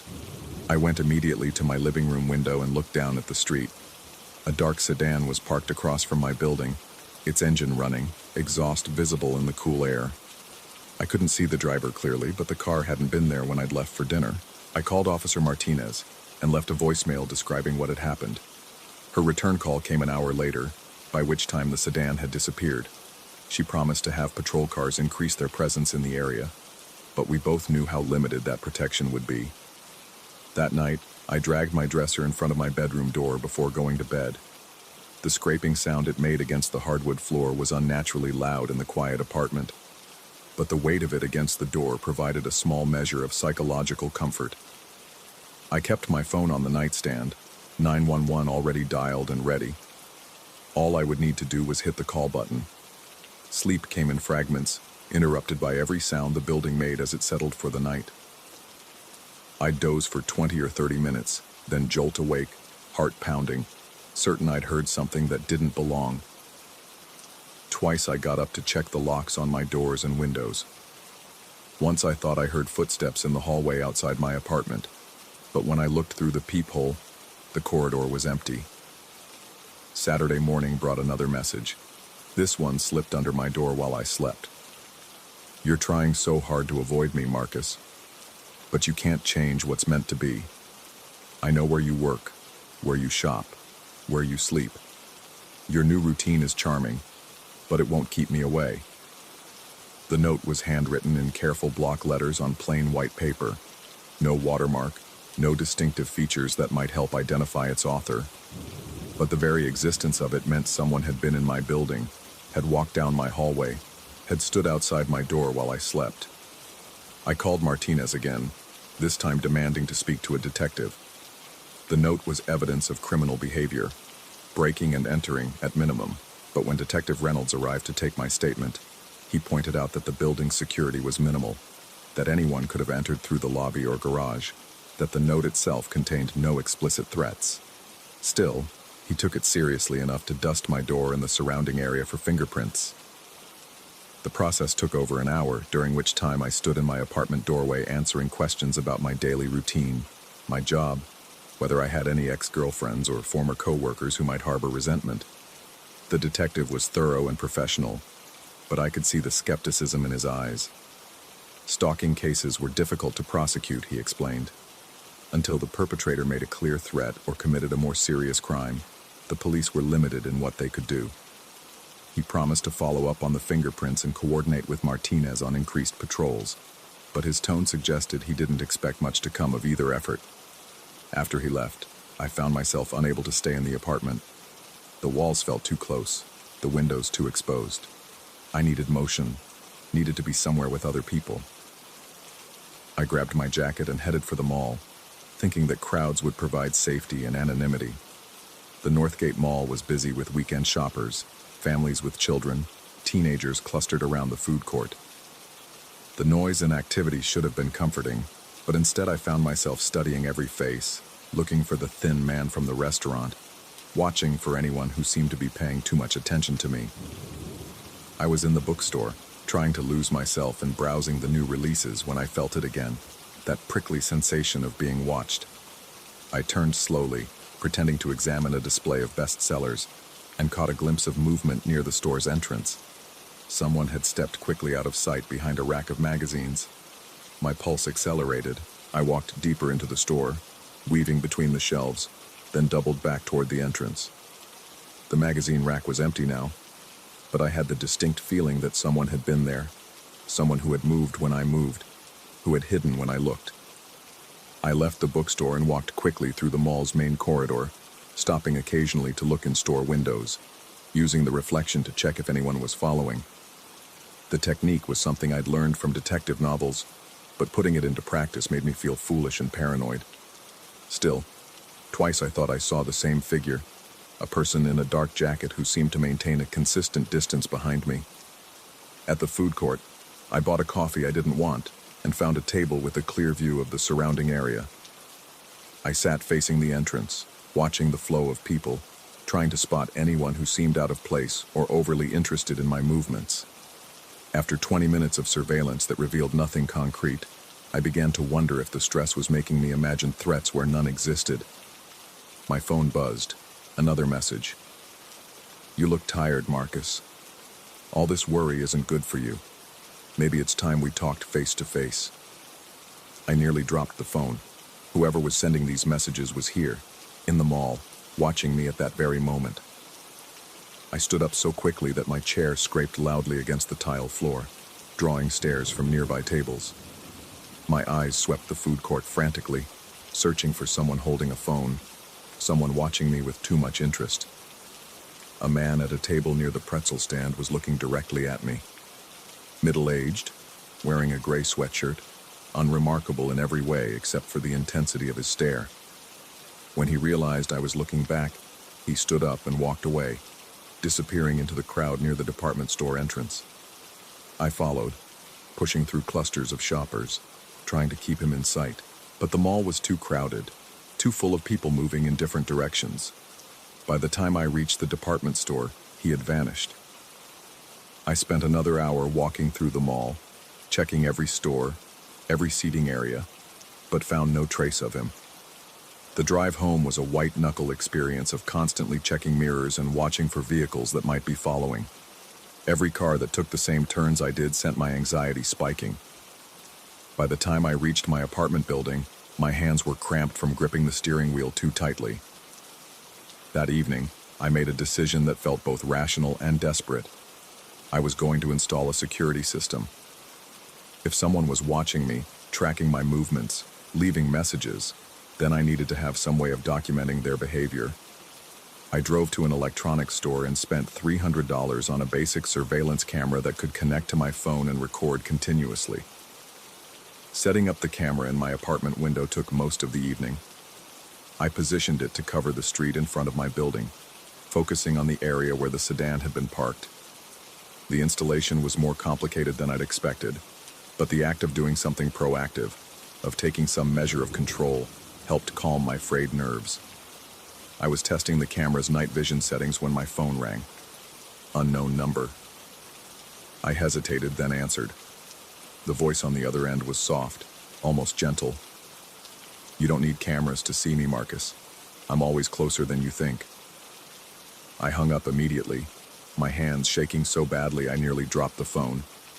The call had lasted less than 10 seconds, but that voice, calm, patient, familiar somehow, would replay in my mind for hours. There had been something unsettling about its tone, something that suggested intimacy rather than threat. The next few days blurred together in a haze of sleeplessness and hypervigilance. I called in sick to work, unable to imagine sitting in my cubicle while knowing someone was tracking my every movement. Instead, I stayed in my apartment, monitoring the security camera feed obsessively, jumping at every sound in the hallway. The camera captured dozens of people walking past my building, joggers, dog walkers, commuters heading to the bus stop. But none of them lingered. None of them seemed to be watching my windows. If my stalker was out there, he was being careful to stay out of the camera's range. Wednesday evening, I was reviewing the day's footage when I noticed something that made my blood freeze. At 3:17 a.m., a figure had walked past the camera's field of view, moving slowly along the sidewalk.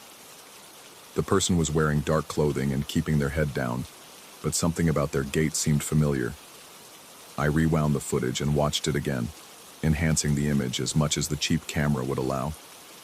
The figure paused directly in front of my building for nearly 30 seconds, looking up toward my windows. The camera's night vision couldn't capture facial features clearly, but the person appeared to be holding something, possibly a phone. They seemed to be taking pictures. I called Detective Reynolds immediately, leaving a voicemail about the footage. His return call came the next morning, and he agreed to come by and review the video. But when he arrived, the footage seemed less compelling than it had in the darkness of my apartment. The figure was too distant, too obscured by shadows and the camera's limited resolution to be useful as evidence. Reynolds did note that the person's behavior was suspicious, and he promised to have patrol cars increase their presence between 2 and 4 a.m. But he also gently suggested that I might benefit from talking to someone, a counselor or therapist who specialized in anxiety disorders. The stress of being stalked, he explained, could sometimes create a feedback loop where every innocent interaction felt threatening. I wanted to argue with him, to insist that what I was experiencing was real and dangerous. But sitting in my apartment in broad daylight, reviewing grainy footage of a distant figure, I had to admit that my certainty was wavering. Maybe I was seeing patterns that didn't exist. Maybe the stress had pushed me past the point of rational thinking. That afternoon, I decided to return to some semblance of normal life. I drove to the grocery store, forcing myself to move through the aisles at a normal pace, to make eye contact with other shoppers, to act like someone who wasn't consumed by paranoia. The mundane activity of shopping for food felt foreign after days of isolation, but it was also oddly therapeutic. I was in the produce section selecting apples when I heard it. That same soft voice from the phone call, just a few feet behind me. "Those look fresh. Good choice." I turned around slowly, my heart hammering against my ribs. The man standing there was ordinary in every way. Average height, brown hair, forgettable features. He could have been anyone, could have worked in any office building, could have lived in any suburban neighborhood. But his eyes held that same unsettling recognition I'd seen at the restaurant. He smiled when he realized I was looking at him, a pleasant, almost shy expression that made my skin crawl. For a moment, neither of us moved. Other shoppers continued browsing around us, oblivious to the tension crackling in the air. Then he spoke again, his voice still soft and conversational. "I've been hoping we'd get a chance to talk properly. You've been so difficult to reach lately." The words were so casual, so normal sounding, that for a split second I wondered if I knew him from somewhere. A coworker I'd forgotten, a neighbor I'd never noticed. But the feeling passed quickly, replaced by a surge of adrenaline that made my vision sharp and my hands steady. I pulled out my phone and started to dial 911, not caring if other people stared. The man watched me with interest but no apparent concern. When the dispatcher answered, I spoke clearly. "I'm at Northgate Grocery on 5th Street. The person who's been stalking me is here. I need police immediately." The man's smile widened slightly, but he made no move to leave. Instead, he selected a few apples from the display, examining them with the casual attention of any grocery shopper. His presence felt surreal, threatening and mundane at the same time. "I'll be right here when they arrive," he said quietly. "I'm not going anywhere." And he wasn't. He continued shopping, moving slowly through the produce section, occasionally glancing in my direction with that same unsettling smile. I stayed where I was, phone in hand, watching him while other customers flowed around us like water around stones. The police arrived in less than 10 minutes, 2 officers who approached the situation with professional caution. I pointed out the man, who was now examining oranges near the citrus display. He looked up when the officers approached, his expression shifting to one of polite confusion. What followed was a surreal conversation, conducted in the middle of a grocery store, while other shoppers pretended not to stare. The man, who identified himself as David Chen, an accountant who lived across town, expressed genuine bewilderment at the accusation. He claimed he was simply doing his weekly shopping, that he'd never seen me before, that he had no idea why I might think he was following me. He was calm, articulate, and completely convincing. When the officers asked if he'd been to Romano's restaurant the previous Friday, he said he'd never heard of the place. When they asked about the messages, he showed them his phone, volunteering to let them check his text history. I found myself in the impossible position of accusing someone who seemed entirely innocent. The man's confusion appeared genuine, his cooperation complete. He even offered to provide his home address and work information so the police could verify his identity. But I knew. Despite his performance, despite the doubt I could see growing in the officer's eyes, I knew this was the person who had been watching me, who had left the flowers in the GPS tracker, who had slipped the note under my door. The voice was the same, the eyes were the same, the recognition was unmistakable. The officers took statements from both of us, checked David Chen's identification, and ultimately concluded that no crime had been committed. They suggested that we both continue our shopping and avoid further interaction. Chen nodded agreeably and pushed his cart toward the deli counter. I left my groceries and walked out of the store, my hands shaking with frustrated rage. That night, I sat in my apartment staring at the security camera feed and trying to make sense of what had happened. Had I been wrong about the man in the grocery store? Was it possible that stress and sleep deprivation had made me paranoid enough to accuse an innocent person? But even as I questioned my own perceptions, I couldn't shake the memory of that smile, the way he'd looked at me like he knew secrets I didn't. The voice had been the same. I was certain of it. My phone buzzed at 11:47 p.m. Another message. The police seem nice. Did you enjoy our conversation at the store? I told you we'd talk face to face eventually. The message felt like vindication and violation at the same time. I screenshotted it immediately and forwarded it to Detective Reynolds, along with a detailed account of what had happened at the grocery store. But I knew it wouldn't be enough. David Chen would claim someone else had sent the message, would maintain his innocent confusion, would continue to hide behind plausible deniability. I was trapped in a nightmare where the predator wore the mask of ordinary life, where my fears sounded like paranoia to everyone else, where the evidence of my stalking dissolved under scrutiny like sugar in rain. But I also knew, with crystal clarity, that this was far from over. The realization that followed was both terrifying and strangely liberating. If the system couldn't protect me, if the police couldn't see what I could see, then I would have to protect myself.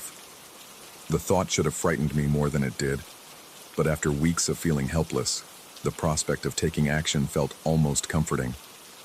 I didn't know what David Chen wanted from me, didn't understand why he'd chosen me as the object of his attention, but I knew that whatever game he was playing, whatever endgame he had in mind, I wouldn't remain a passive victim. The hunter, I realized, was about to become the hunted.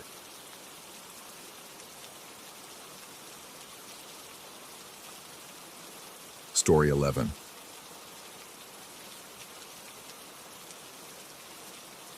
Something was fundamentally wrong with the house at 3:47 a.m., and I knew it the moment my eyes opened in the darkness without cause or explanation. The silence felt thick, almost gelatinous, pressing against my eardrums with an intensity that made my heart skip erratically.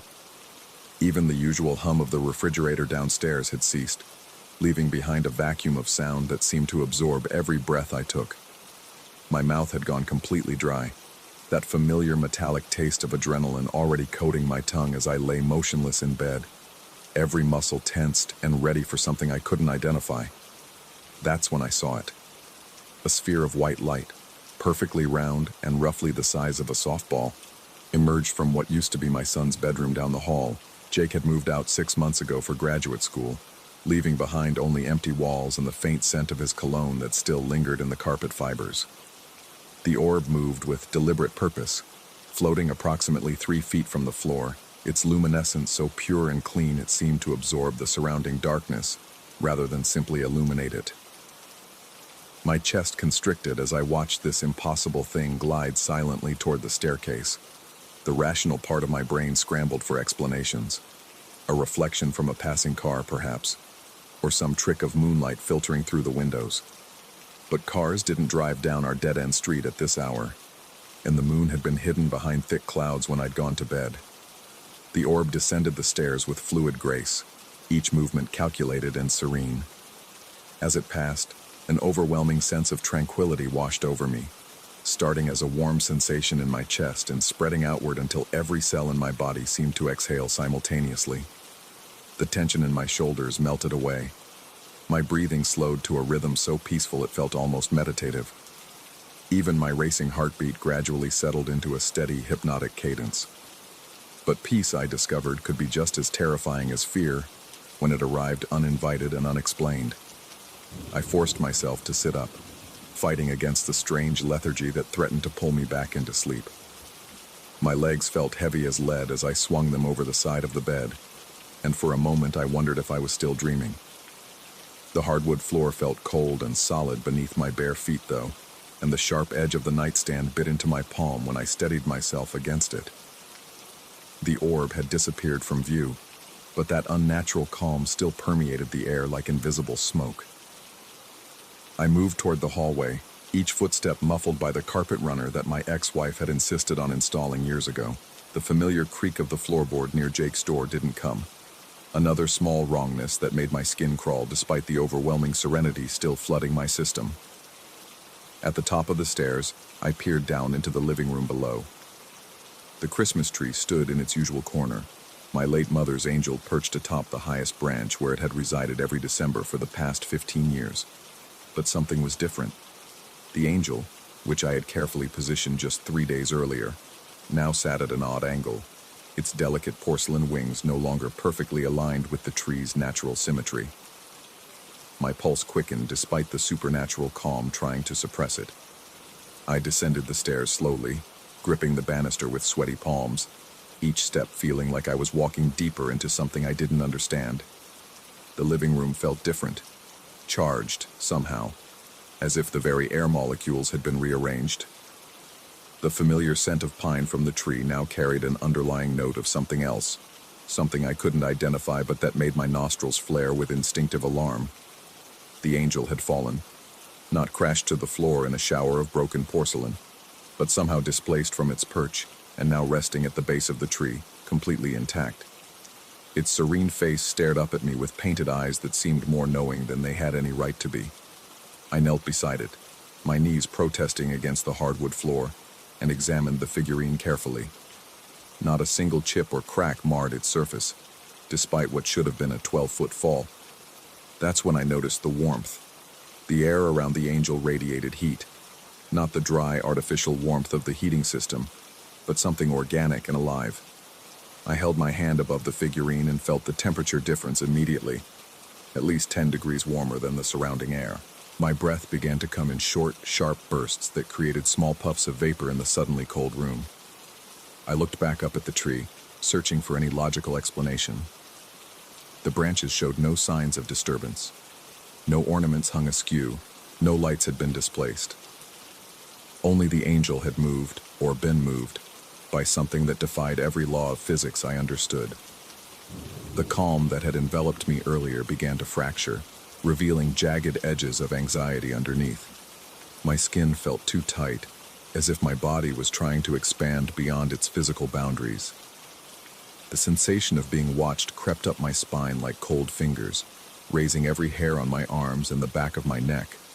I spun around, scanning the shadowy corners of the room, but found only the familiar outlines of furniture and the gentle blinking of Christmas lights casting red and green shadows on the walls. That's when I heard it, a sound so subtle I almost missed it entirely. A soft rustling, like fabric brushing against fabric, coming from somewhere above me. I tilted my head back and stared at the ceiling, following the sound as it moved across the second floor. It seemed to originate from Jake's old room and travel slowly down the hallway toward my bedroom. The rational explanation would be mice in the walls or the house settling, but rationality had abandoned me the moment I saw that impossible orb. My heart hammered against my ribs so hard I could feel it in my throat, and my mouth had gone dry again, that copper taste of fear stronger now, almost overwhelming. I forced myself to climb the stairs again, each step requiring more effort than the last. The rustling sound had stopped, but the silence that replaced it felt pregnant with possibility, as if something was holding its breath and waiting. At the top of the stairs, I paused outside Jake's door, my hand hovering over the brass knob that suddenly felt ice-cold to the touch. The door opened with a whisper-quiet click, revealing the empty room beyond. Moonlight had finally broken through the clouds, casting pale rectangles across the hardwood floor through the window. But the light seemed wrong somehow. Too bright, too clean, like the luminescence of the orb I'd witnessed earlier. It painted everything in sharp contrast, creating shadows so deep they looked solid enough to hide in. I stepped into the room, and immediately the temperature plummeted. My breath came out in visible puffs, and goosebumps erupted across my arms and chest despite the flannel pajamas I wore. The cold seemed to emanate from the walls themselves, seeping through the paint and plaster to chill my bones. I wrapped my arms around my torso, but the gesture provided no warmth. That's when I saw the indentation in the carpet. Near the center of the room, where Jake's bed used to stand, a perfect circle had been pressed into the fibers. The depression was approximately 3 feet in diameter, exactly the size of the orb I'd seen emerge from this room.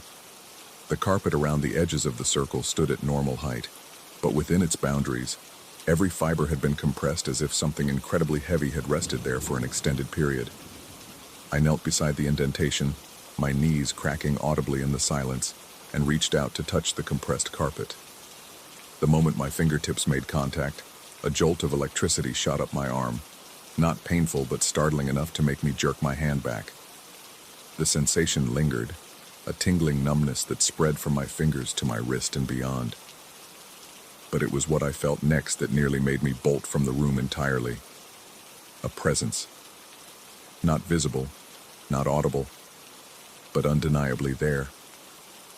Something watching me from the shadows near the closet, studying my every movement with an intelligence that felt both ancient and utterly alien. My skin crawled with the certainty that I was no longer alone, despite the fact that the room appeared empty. The hair on my arms stood on end, and a cold sweat broke out across my forehead and upper lip. I stood slowly, every instinct screaming at me to run, but some deeper part of my mind insisted I needed to understand what was happening. The presence in the shadows seemed to pulse with a rhythm that matched my heartbeat, as if it was somehow connected to my cardiovascular system, feeding off my fear and growing stronger with each terrified beat. My vision began to blur around the edges, whether from fear or something else I couldn't tell. The room seemed to shift subtly, walls breathing in and out like living tissue, corners that had been sharp now appearing rounded and organic. The moonlight streaming through the window took on an oily quality, sliding across surfaces instead of simply illuminating them. I backed toward the door, my legs trembling so violently I could barely maintain my balance. Each step felt like moving through thick syrup, the air itself seeming to resist my movement. Behind me, I could hear something that might have been breathing, slow and measured, and definitely not my own. The sound was too deep, too resonant, as if it came from a chest cavity much larger than any human possessed. As I reached the threshold, I made the mistake of looking back. The shadows near the closet had deepened, forming a shape that was almost but not quite human. Tall and elongated, with limbs that bent at impossible angles, and a face that existed in a constant state of flux, features shifting and reforming like smoke. Its eyes, if they could be called eyes, were points of light identical to the orb I'd seen earlier, pure white and completely without warmth, despite their brightness. The thing tilted its head at an angle no human neck could achieve, and I felt that overwhelming calm trying to settle over me again. This time, though, I recognized it for what it was. Not peace, but a predator's attempt to quiet its prey. I fought against the sensation, clinging to my fear like a lifeline, because fear meant I was still thinking clearly, still in control of my own mind. The entity stepped forward, or rather flowed forward, its movement defying every law of locomotion I understood. As it moved, the temperature in the room dropped even further, and frost began to form on the window glass. My breath came out in thick clouds now, and I could feel ice crystals forming in my nostrils with each inhalation. I stumbled backward into the hallway, slamming the door behind me with enough force to rattle the frame. My hands shook so badly I could barely turn the key in the lock, but I managed it, though I doubted a simple door would provide much protection against whatever I'd just encountered. The house fell silent again, but it was a different kind of silence now, expectant, hungry. I pressed my back against the wall and tried to control my breathing, tried to think rationally about what I'd seen. But rationality had no place in this situation. The thing in Jake's room had been real as the angel at the base of the Christmas tree, as real as the orb that had brought it into my home. Hours passed before I worked up the courage to return to my bedroom. I sat on the edge of the bed, staring at the locked door down the hall, waiting for some sign that the entity was trying to escape. But nothing came. No sounds, no movement, no change in the oppressive atmosphere that had settled over the house like a heavy blanket. When dawn finally broke, I called my brother and told him I was coming to stay for a few days. He didn't ask questions, perhaps hearing something in my voice that warned him not to probe too deeply. I packed a bag, avoiding any glance toward Jake's door, and left the house with the angel still sitting at the base of the Christmas tree. But as I pulled out of the driveway, I caught a glimpse of movement in Jake's window. A flash of white light that might have been reflection from my car's headlights, or might have been something else entirely. The sight made my hands grip the steering wheel so tightly my knuckles went white, and I drove away without looking back. The house still stands empty, the Christmas tree still decorated, the angel still displaced from its rightful place. I tell myself I'll return eventually, that whatever visited that night was just a hallucination brought on by stress and too much caffeine. But deep down, I know better. Because sometimes, late at night when I'm staying at my brother's house, I still feel that unnatural calm trying to settle over me. And in those moments, I see a white orb floating just at the edge of my vision, patient and persistent, waiting for me to come home.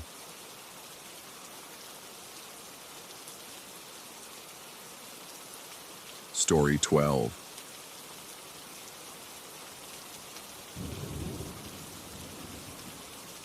The fluorescent light above the bar flickered like a dying heartbeat, casting intermittent shadows across the sticky floor where countless late-night confessions had been spilled along with cheap whiskey.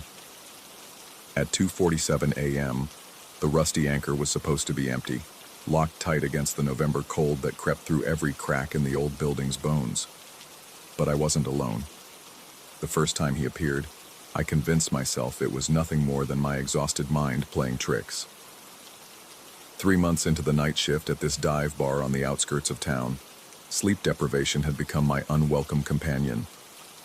The pay was decent enough for standing behind a counter, serving drinks to truckers and insomniacs until dawn painted the sky gray. What I hadn't anticipated was the way darkness seemed to seep into my bones during those endless hours, or how the empty bar transformed into something that felt almost alive in the witching hours. He materialized sometime around 3 in the morning on a Tuesday, emerging from the shadows near the back booth like smoke given form. My hands were busy wiping down glasses that didn't need cleaning, a mindless ritual that kept my fingers occupied while my eyes swept the empty room for the 100th time that night. The sudden presence registered in my peripheral vision first, a wrongness in the familiar landscape of vinyl seats and beer-stained tables. When I turned to look directly, my breath caught in my throat. He stood there as if he'd been waiting for hours, patient and still as a statue. Average height, unremarkable features that seemed to shift slightly when I wasn't looking straight at them. His clothes were clean but outdated, the kind of jacket and jeans that belonged to a different decade. What unsettled me most was how quiet his arrival had been. The old floorboards groaned under my weight with every step, yet I hadn't heard so much as a whisper of movement. He approached the bar with deliberate steps, each footfall perfectly measured. His request was simple, a Coca-Cola, no ice. While I filled the glass, fighting to keep my hands steady, he reached into his jacket and produced a single white lily. The flower looked impossibly fresh, its petals pristine and dewy, as if it had been plucked from a garden moments before. He placed it carefully on the bar between us, the delicate stem contrasting sharply with the scarred wood surface. The stranger didn't speak beyond his initial order. He sipped his drink slowly, eyes fixed on some point beyond my shoulder, as if seeing something I couldn't. The silence stretched until it became almost unbearable, broken only by the steady hum of the ancient refrigerator and the occasional car passing on the highway outside. When he finished, he left exact change on the bar, nodded once, and walked back into the shadows. I heard the front door open and close, though I would have sworn I'd locked it hours earlier. The lily remained on the bar, its sweet fragrance cutting through the stale air of cigarettes and spilled beer. I stared at it until my shift ended, wondering if the whole encounter had been some sort of waking dream. But the flower was real enough. I touched its petals before throwing it away, and they felt soft and cool against my fingertips. He returned the following Tuesday at exactly the same time. Same drink, same ritualistic placement of a fresh lily. This time, however, he spoke as he prepared to leave. His voice was soft, barely above a whisper, but it carried clearly in the empty space. He told me I looked tired, that I should try to sleep better. Then he mentioned something that made my blood run cold. He described a dream he'd had about me, about us walking together through a field of white flowers under a starless sky. I wanted to dismiss it as coincidence, the rambling of someone who spent too much time alone. But the detail he provided, the way he described the weight of my footsteps in the dream, the exact words I'd supposedly spoken about feeling lost, felt too specific, too intimate. I found myself checking the locks on the front door 3 times after he left, though I knew it wouldn't matter. Somehow, he would return. The pattern continued week after week, Every Tuesday at 2:47 a.m. he would appear, order his Coca-Cola, leave his lily, and share fragments of dreams that featured both of us. The stories grew more elaborate and personal with each visit. He spoke of conversations we'd had in these dreams, adventures we'd shared, fears I'd confessed to him in sleep.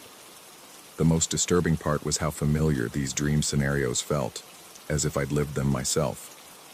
My sleep, when I managed to find it during daylight hours, became restless and fragmented. I would wake with the taste of flowers in my mouth and the lingering sensation of walking through vast, empty landscapes. Sometimes I caught myself humming melodies I didn't recognize, tunes that seemed to echo from the depths of my subconscious. The fourth visit changed everything. He arrived as punctually as always, but this time his demeanor was different. There was an intensity in his gaze that hadn't been there before, a hunger that made my skin crawl. After placing his usual lily on the bar, he fixed me with those unsettling eyes and began to describe our most recent dream journey together. According to him, we had walked through an abandoned carnival, the rusted rides creaking in a wind that smelled of cotton candy and decay. He claimed I had rolled up my sleeves in the dream heat, revealing something I kept hidden in waking life. Then he described it. The intricate tattoo that covered my left shoulder blade, a compass rose surrounded by ancient symbols that I'd gotten years ago in a moment of youthful rebellion. My hands trembled as I set down the glass I'd been cleaning. The tattoo was completely hidden beneath my work shirt, invisible to anyone who hadn't seen me undressed. I'd never removed my shirt during any of my shifts at the bar. The design was personal, meaningful, and definitely not something a stranger could guess at. The man continued his description with surgical precision, detailing every line and curve of the ink as if he'd studied it for hours.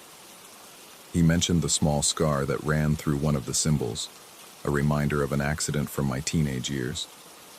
He even knew the story behind the tattoo's design, information I'd shared with exactly 3 people in my entire life. Panic crawled up my spine like a living thing. My heart hammered against my ribs so hard I was certain he could hear it across the bar. Sweat beaded on my forehead despite the cool air, and my mouth went desert dry. I tried to speak, to demand an explanation, but the words died in my throat. He finished his drink and prepared to leave as always, but this time, he paused at the door. Without turning around, he spoke once more.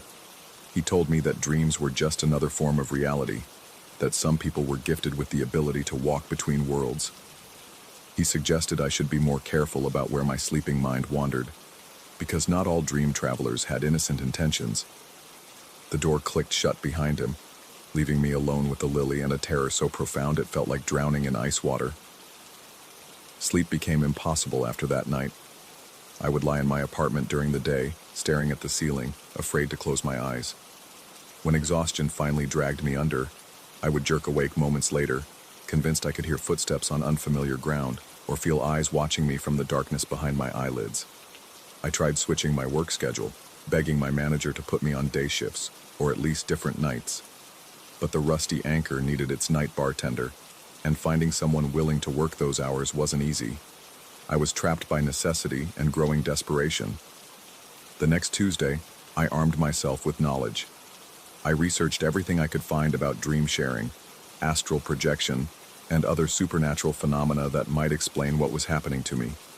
Most of it seemed like nonsense, but a few sources mentioned something called dream walking, the ability of certain individuals to enter and manipulate the dreams of others. When 2:47 a.m. arrived, I was ready with questions. But he didn't come alone this time. 3 figures materialized from the shadows instead of one.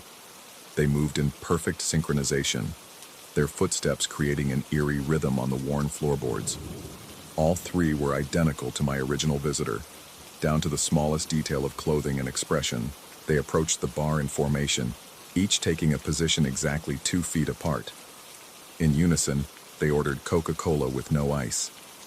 In unison, they placed white lilies on the bar. And in unison, they began to speak.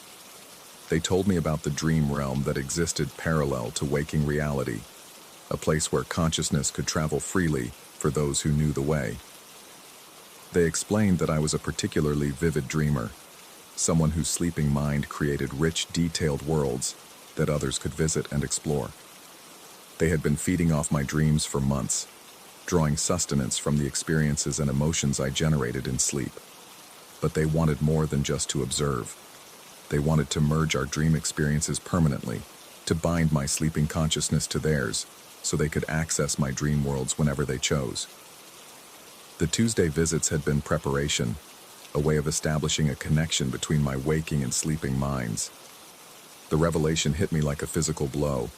These weren't men at all, but something else wearing human faces, parasites of the mind, creatures that existed in the spaces between sleep and consciousness. They had been mapping my dreams, learning my fears and desires, preparing to invade my subconscious completely. I backed away from the bar, my legs shaking so badly I could barely stand. The three figures watched me with identical expressions of patient hunger, as if my terror was exactly what they'd been expecting. They made no move to follow me, but somehow their stillness was more threatening than any pursuit could have been. Desperate and cornered, I grabbed the baseball bat I kept behind the register for protection. The solid weight of the wood in my hands provided a small measure of comfort, though I suspected it would be useless against entities that existed primarily in dreams. The figures began to fade at the edges, becoming translucent like morning mist. But before they disappeared entirely, they delivered one final message. They told me that running was pointless, that our connection was already established. Every time I closed my eyes, I would find them waiting in my dreams. And each night, their hold on my sleeping mind would grow stronger until the barrier between dreams and reality dissolved completely. They vanished as suddenly as they'd appeared, leaving behind only 3 lilies and the lingering scent of flowers that now seemed cloying and corrupt. I quit the job that same night, walking out before my shift ended. I told my manager it was a family emergency, that I had to leave town immediately. It wasn't entirely a lie. My sanity felt like family, and losing it definitely qualified as an emergency. For weeks afterward, I survived on caffeine and sheer determination, fighting sleep like it was poison. But the human body has limits, and eventually, exhaustion won. When I finally collapsed into unconsciousness, I found myself standing in a field of white lilies that stretched to the horizon in every direction. They were waiting for me there, no longer wearing human faces but appearing as shifting shadows with eyes like distant stars. The dream landscape pulsed with their presence, and I realized with crystal clarity that this had always been their domain. The real world was just where they recruited new dreamers to join their eternal wandering through sleeping minds. I woke up screaming, but I was no longer in my apartment. I was lying in a hospital bed surrounded by concerned faces and medical equipment. The doctors told me I'd been found unconscious in my apartment by worried neighbors, dehydrated and malnourished. They said I'd been talking in my sleep for 3 days straight, describing elaborate journeys through impossible landscapes. The psychiatric evaluation that followed was thorough and professional. I was diagnosed with severe sleep deprivation psychosis and prescribed medication to help regulate my sleep cycle. The doctors were kind but firm. I needed help, and I needed to start taking better care of myself. I'm better now, according to the medical charts. I sleep 8 hours a night and take my medication religiously. I work a normal day job and live what anyone would consider a completely ordinary life. But sometimes, in that moment between waking and sleep, I catch the scent of lilies. And when I look in the mirror while brushing my teeth each morning, I check to make sure my reflection is alone. Because there are nights when I swear I can see figures standing just behind my shoulder, waiting patiently for me to close my eyes and join them in the place where dreams never end. The doctors say this is just residual anxiety, a perfectly normal response to psychological trauma. They're probably right. But I've started keeping a lily in a vase by my bedside table just in case. After all, it's always better to be prepared for visitors, even the ones who only come in dreams, especially the ones who know about tattoos hidden beneath your clothes, and remember conversations you never had in a waking world. Story 13. Something was wrong with the silence. I'd lived in this house for 3 years, and silence had never felt this heavy, this deliberate. It pressed against my eardrums like water, thick and suffocating. Even Buster, my usually restless German shepherd, lay motionless on the hardwood floor, his ears twitching at sounds I couldn't hear. The only light came from my laptop screen, casting blue shadows across the living room walls as rain drummed against the windows. That's when Buster's low growl started. The sound rumbled deep in his chest, a vibration I felt through the floorboards before I heard it. His head snapped toward the sliding glass door that led to the backyard, hackles rising like black spikes along his spine. I followed his gaze but saw nothing beyond the rain-streaked glass except darkness and the faint outline of my neighbor's fence. "What is it, boy?" But Buster didn't acknowledge me. His growl intensified, becoming something primal and urgent. The hair on my arms stood up as his lips pulled back, revealing teeth that gleamed in the laptop's glow. I'd never seen him like this, not even when strangers approached the house or when fireworks exploded overhead on the 4th of July. I closed the laptop, plunging the room into near-total darkness. Through the glass door, rain continued its relentless assault, but I could see nothing that would justify Buster's reaction. The backyard was a black void, empty and still, except for the silver streaks of water running down the glass. Then I saw it. A pale shape pressed against the frosted film I'd applied to the lower half of the door for privacy. Smooth and round, about the size of a human head, it appeared without warning against the translucent barrier. My breath caught in my throat as I realized what I was looking at, or rather, what I wasn't looking at. No eyes, no nose, no mouth. Just smooth, featureless skin the color of old bone pressing against the glass. My heart hammered against my ribs as the shape lingered for what felt like an eternity, but was probably only seconds. Then it pulled away, disappearing as suddenly as it had appeared. But something remained, patches of fog on the glass where warm breath had condensed against the cold surface, forming irregular circles that slowly faded as I watched. Buster's growl died to a whimper. I sat frozen, every muscle in my body locked tight. The logical part of my mind scrambled for explanations. A neighbor's kid playing a prank, someone's face distorted by the frosted film. A trick of light and shadow that my tired brain had misinterpreted. But the breath marks on the glass said otherwise. I forced myself to stand, legs trembling like a newborn colt's. Each step toward the door felt like walking through quicksand. The house groaned around me, settling into the night, but every creak now sounded deliberate, purposeful. When I reached the glass, I pressed my palm against it.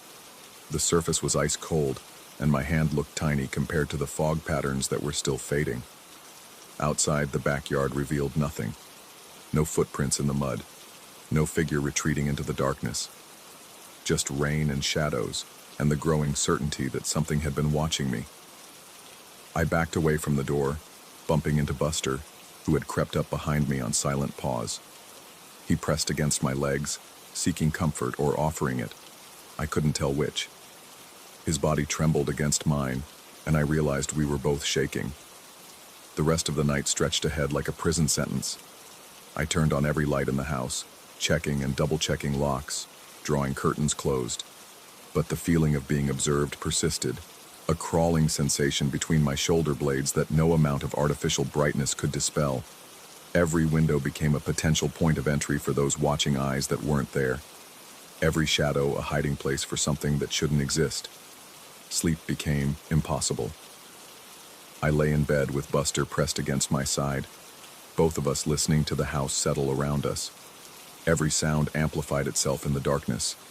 The refrigerator's hum, the heater's whisper, the rain's endless percussion. But underneath it all, I could swear I heard something else. Breathing that wasn't mine, or Buster's. Slow, deliberate inhalations and exhalations that seemed to come from everywhere and nowhere at once. By morning, exhaustion had turned my thoughts sluggish and paranoid.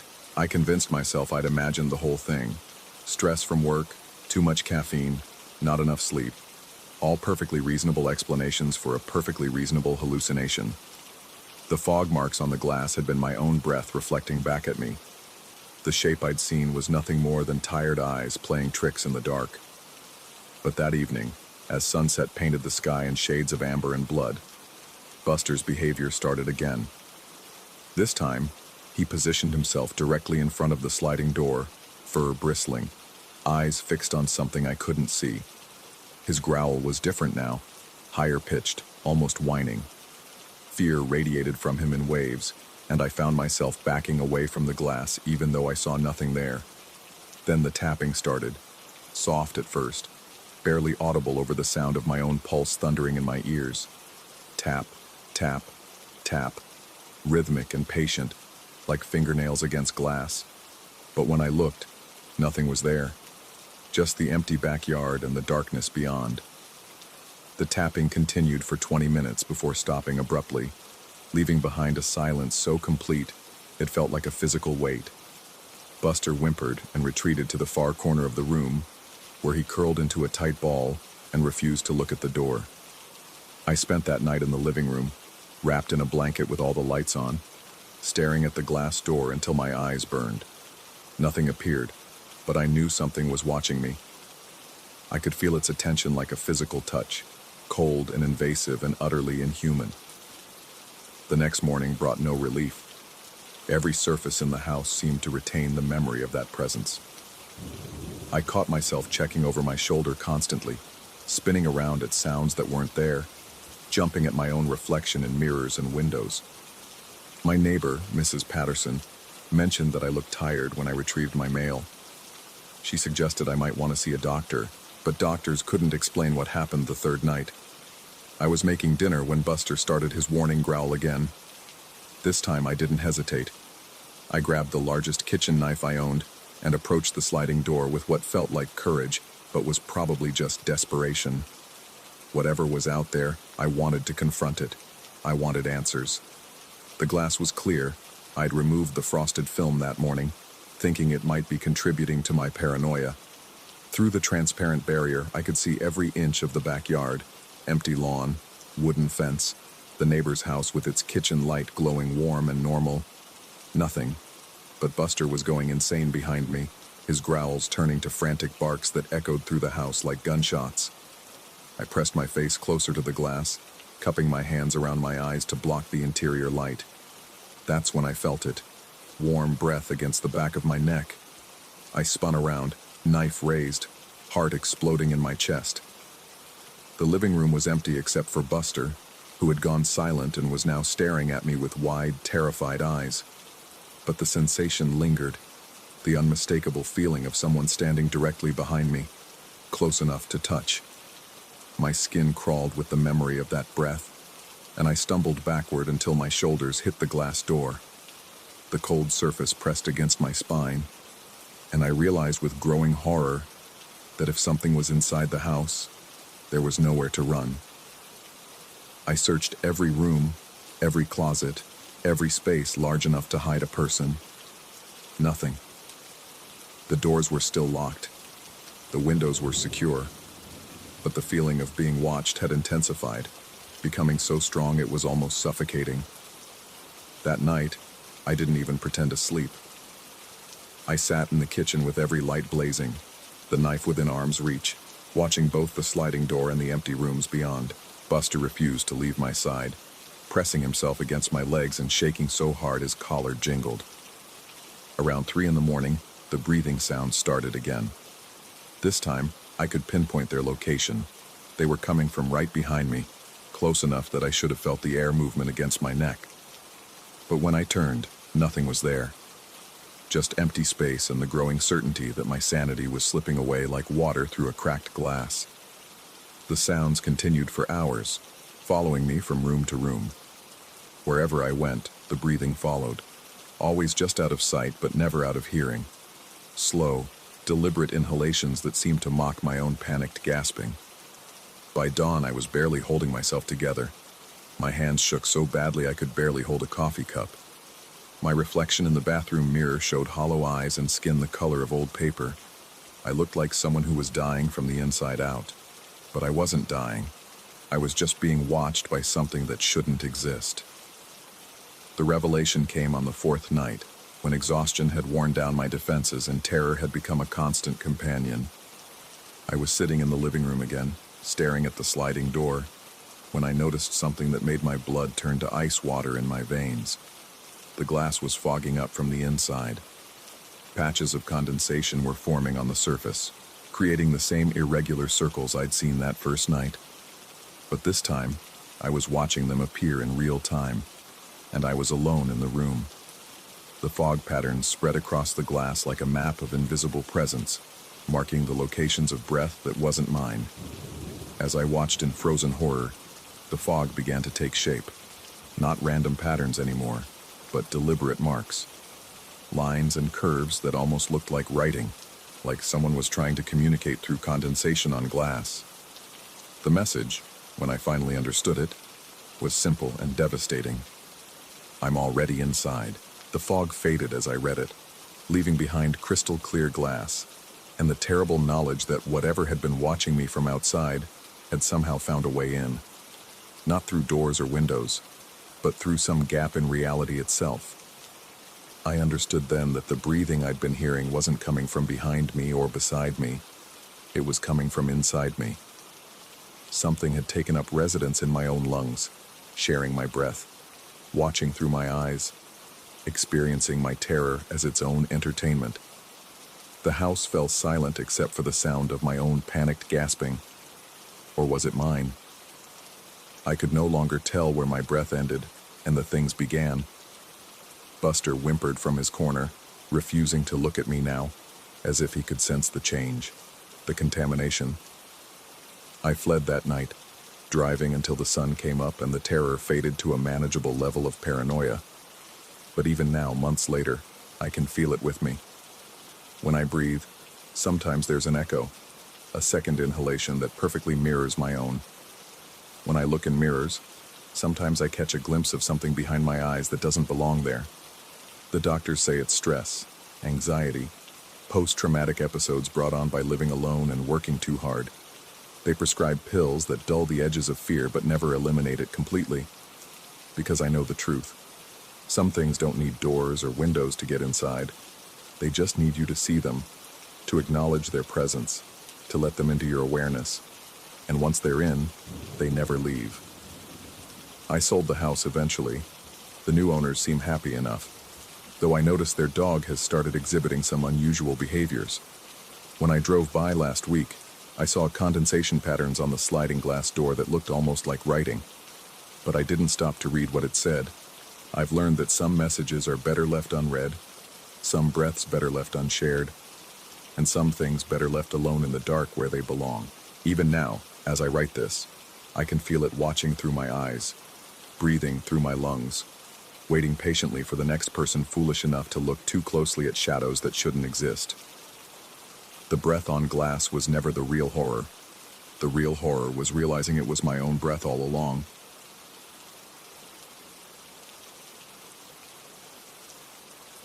Story 14.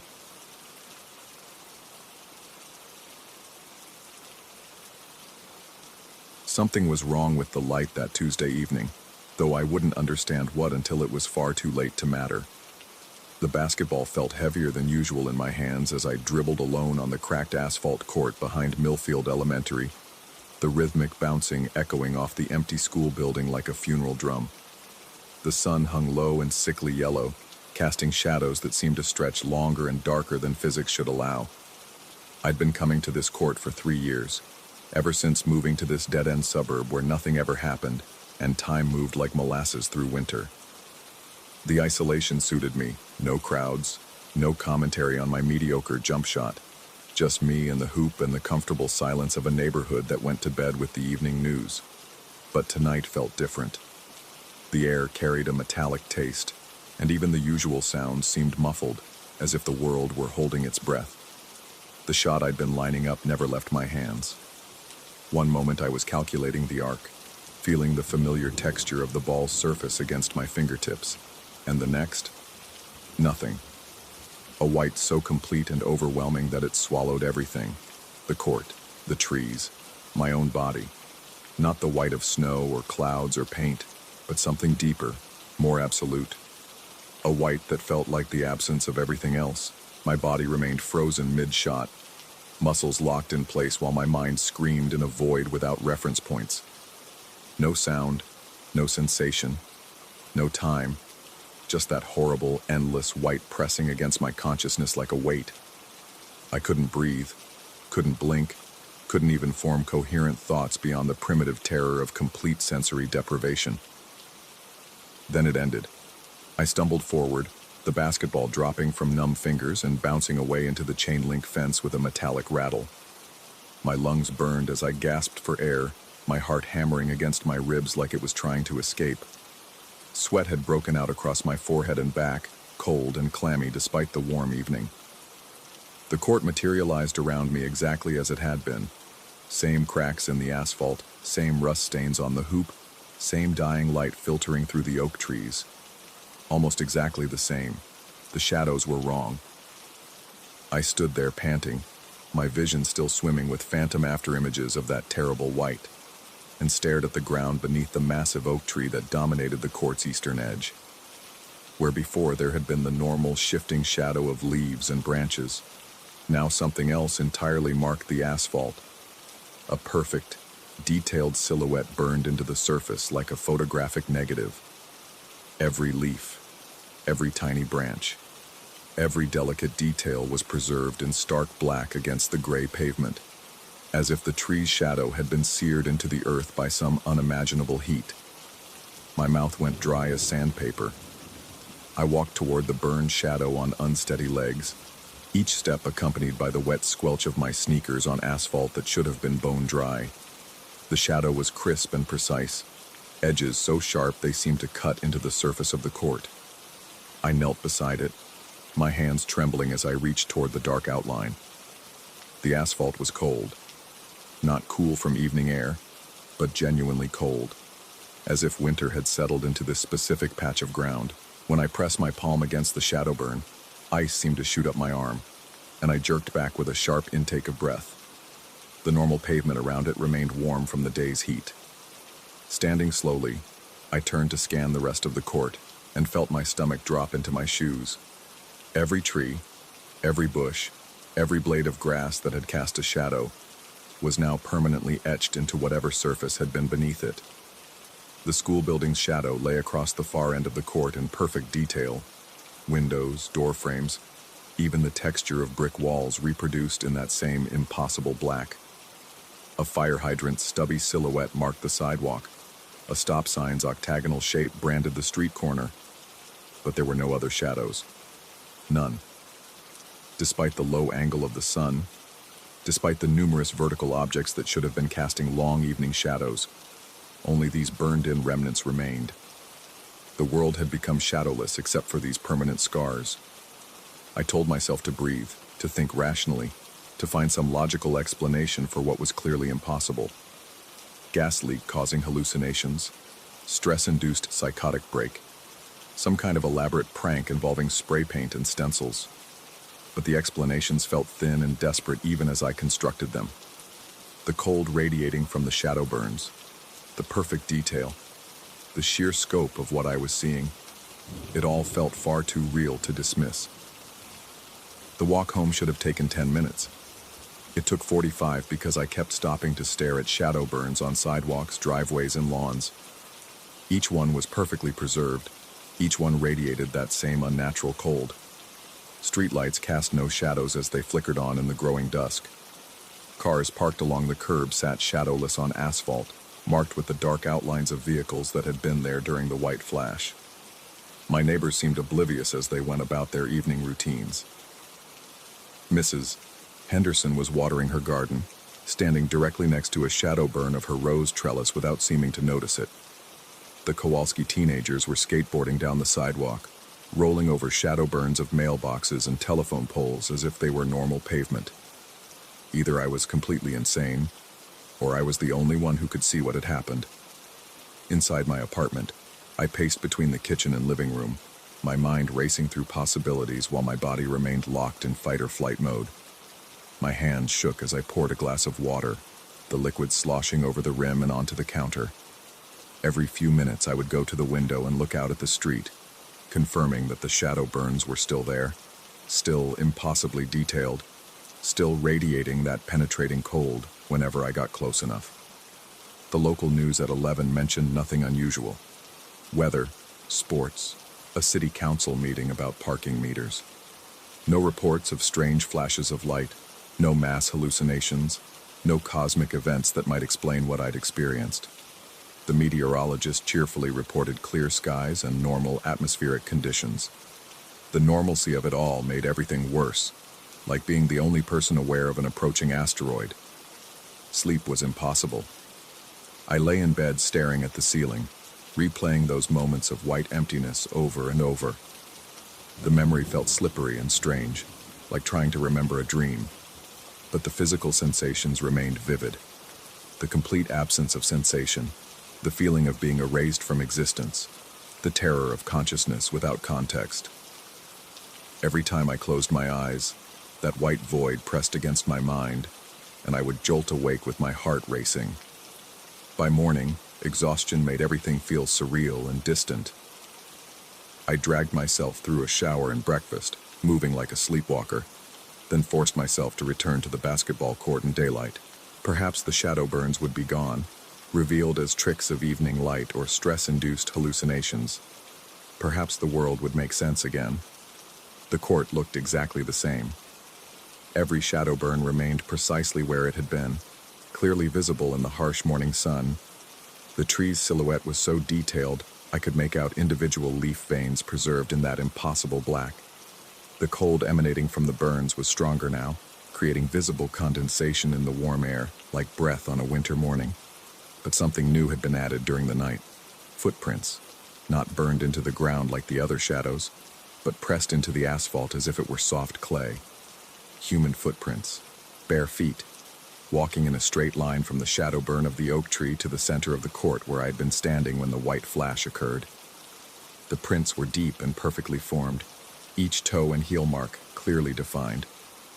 At the center of the court, they stopped in a perfect circle around the spot where I had been frozen in mid-shot. I knelt beside the footprints, my pulse hammering in my ears. The asphalt around them showed no signs of being disturbed, no tool marks or evidence of how they could have been made. When I pressed my hand near one of the prints, the pavement was solid and normal, but the footprints themselves were real, undeniable, and utterly impossible. More disturbing than their existence was their implication. Someone or something had emerged from the shadow burn during the night and walked to the exact spot where I had experienced the white flash. Someone had been looking for me. The paranoia crept in slowly at first, like cold water seeping through a crack. I found myself glancing over my shoulder as I walked away from the court, scanning for movement in my peripheral vision. The feeling of being watched settled between my shoulder blades like a physical weight. Every shadow seemed deeper and more threatening.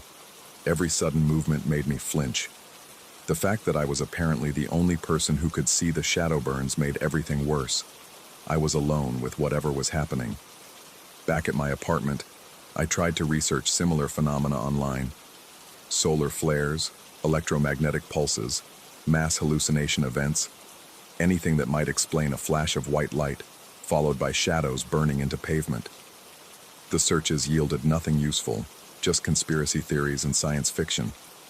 I considered calling someone, a friend, a doctor, the police. But what would I say? That shadows had burned into the ground and only I could see them? That something was leaving footprints in solid asphalt? The second night was worse than the first. I lay awake listening to every sound, my body rigid with tension. Around 3 a.m, I heard footsteps outside my window. Slow, deliberate footsteps on pavement, moving with the measured pace of someone who had all the time in the world. I crept to the window and peered through the blinds. The street was empty. Streetlights illuminated empty sidewalks and parked cars. But there, on the asphalt directly below my window, was a fresh footprint, a single bare footprint, impossibly deep in solid pavement, pointing toward my building. I backed away from the window, my breathing shallow and rapid. The footsteps resumed, circling my building in a slow, patient loop. I could hear them clearly despite seeing nothing that could be making them. Each step echoed off the surrounding buildings with supernatural clarity, as if the sound were being amplified and directed specifically at my ears. The circling continued for hours. I sat in my living room chair, knees pulled to my chest, listening to those measured footsteps and trying not to lose what remained of my sanity. When morning finally came, the sound stopped, but the evidence remained. A perfect circle of footprints around my building, each one pressed deep into pavement that should have been impossible to mark. The pattern continued for a week. Each day I would find new footprints, sometimes leading from shadow burns to places I had been, sometimes circling locations where I spent time, always impossibly deep in solid surfaces. The prints appeared only at night, and only I seemed able to see them. My neighbors continued their normal routines, walking over and around the prints without reaction. By the 8th day, my nerves were frayed to breaking point. I hadn't slept more than an hour at a time, had barely eaten, and was starting to see shadow burns in places where I knew they couldn't be. The line between reality and paranoid delusion was blurring, and I wasn't sure which side of it I was on anymore. That evening, I made a decision. Instead of hiding in my apartment, waiting for whatever was making the footprints to find me, I would go back to the basketball court and confront whatever was happening. The terror of not knowing had become worse than any fear of what I might discover. The court was exactly as I had left it, shadow burns intact, the original circle of footprints still marking the center. I stood in the middle of that circle, directly where I had been when the white flash occurred, and waited. The sun set slowly, painting the sky in shades of orange and red that seemed somehow wrong, too intense and artificial. As darkness fell, the cold from the shadow burns became more pronounced. Mist began rising from the burned silhouettes, creating a fog that clung close to the ground and moved against the wind. The temperature dropped rapidly, turning my breath visible despite the warm evening air. Then I heard it, the sound of someone walking across the court toward me. Slow, deliberate footsteps on asphalt, each one echoing with that same supernatural clarity I had heard outside my apartment. But I could see nothing making the sounds. The footsteps stopped at the edge of the circle surrounding me. In the growing darkness, I could just make out the impression forming in the asphalt. Another footprint, appearing as I watched, pressed into the ground by something invisible. A voice spoke from the darkness beyond the footprint. Not heard with my ears, but felt directly in my mind, like a thought that wasn't mine. The words came without sound, carrying a weight and presence that made my bones ache. The voice told me that the white flash had been a door opening between worlds, a temporary bridge that had burned shadows into reality as a side effect. It explained that I had been chosen not by chance, but by proximity. I had been in exactly the right place at exactly the right moment to see what others could not. The shadow burns were anchor points, places where the barrier between realities had been permanently weakened, and something had come through that door. Not malevolent, the presence assured me, but displaced and searching. It had been following the shadow burns like a map, trying to understand this new reality it had stumbled into. My ability to see the burns had marked me as a potential guide, someone who might help it understand what had happened and how to return home. The revelation should have been terrifying, but instead I felt an overwhelming sense of relief. I wasn't insane. The evidence of my senses was real, and whatever was speaking to me meant no harm. It was as confused and displaced as I was. Over the following hour, as I sat cross-legged in the center of the footprint circle, the presence shared fragments of its experience. Images and sensations flooded my mind. A world where shadows had substance and light was fluid, where time moved in spirals rather than lines, where consciousness could exist independently of physical form. The white flash had been accidental, a convergence of energies that had torn a hole between dimensions. But the presence was fading.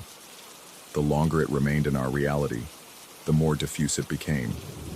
The shadow burns were cooling, losing their connection to its home dimension. Soon, the door would close permanently, and it would be trapped forever in a world where it could never fully exist. I understood what it needed. Rising to my feet, I walked to the shadow burn of the oak tree and placed both hands against the cold, dark silhouette. The ice that shot up my arms was brutal and immediate, but I held on, focusing on the presence and its desperate need to return home. The shadow burn began to warm under my touch, the perfect black outlines starting to blur and fade. All around the court, the other shadow burns began to glow with a soft white light. Not the terrible, absolute white of the original Flash, but something gentler and more controlled. The presence grew stronger as the burns activated, its thoughts becoming clearer and more grateful in my mind. One by one, the shadow burns faded away, returning to normal asphalt and concrete. The impossible footprints smoothed out and disappeared. The unnatural cold dissipated, replaced by the normal warmth of a summer evening. When the last shadow burn vanished from beneath my hands, I felt the presence depart. Not violently, but with the satisfied exhaustion of someone finally going home.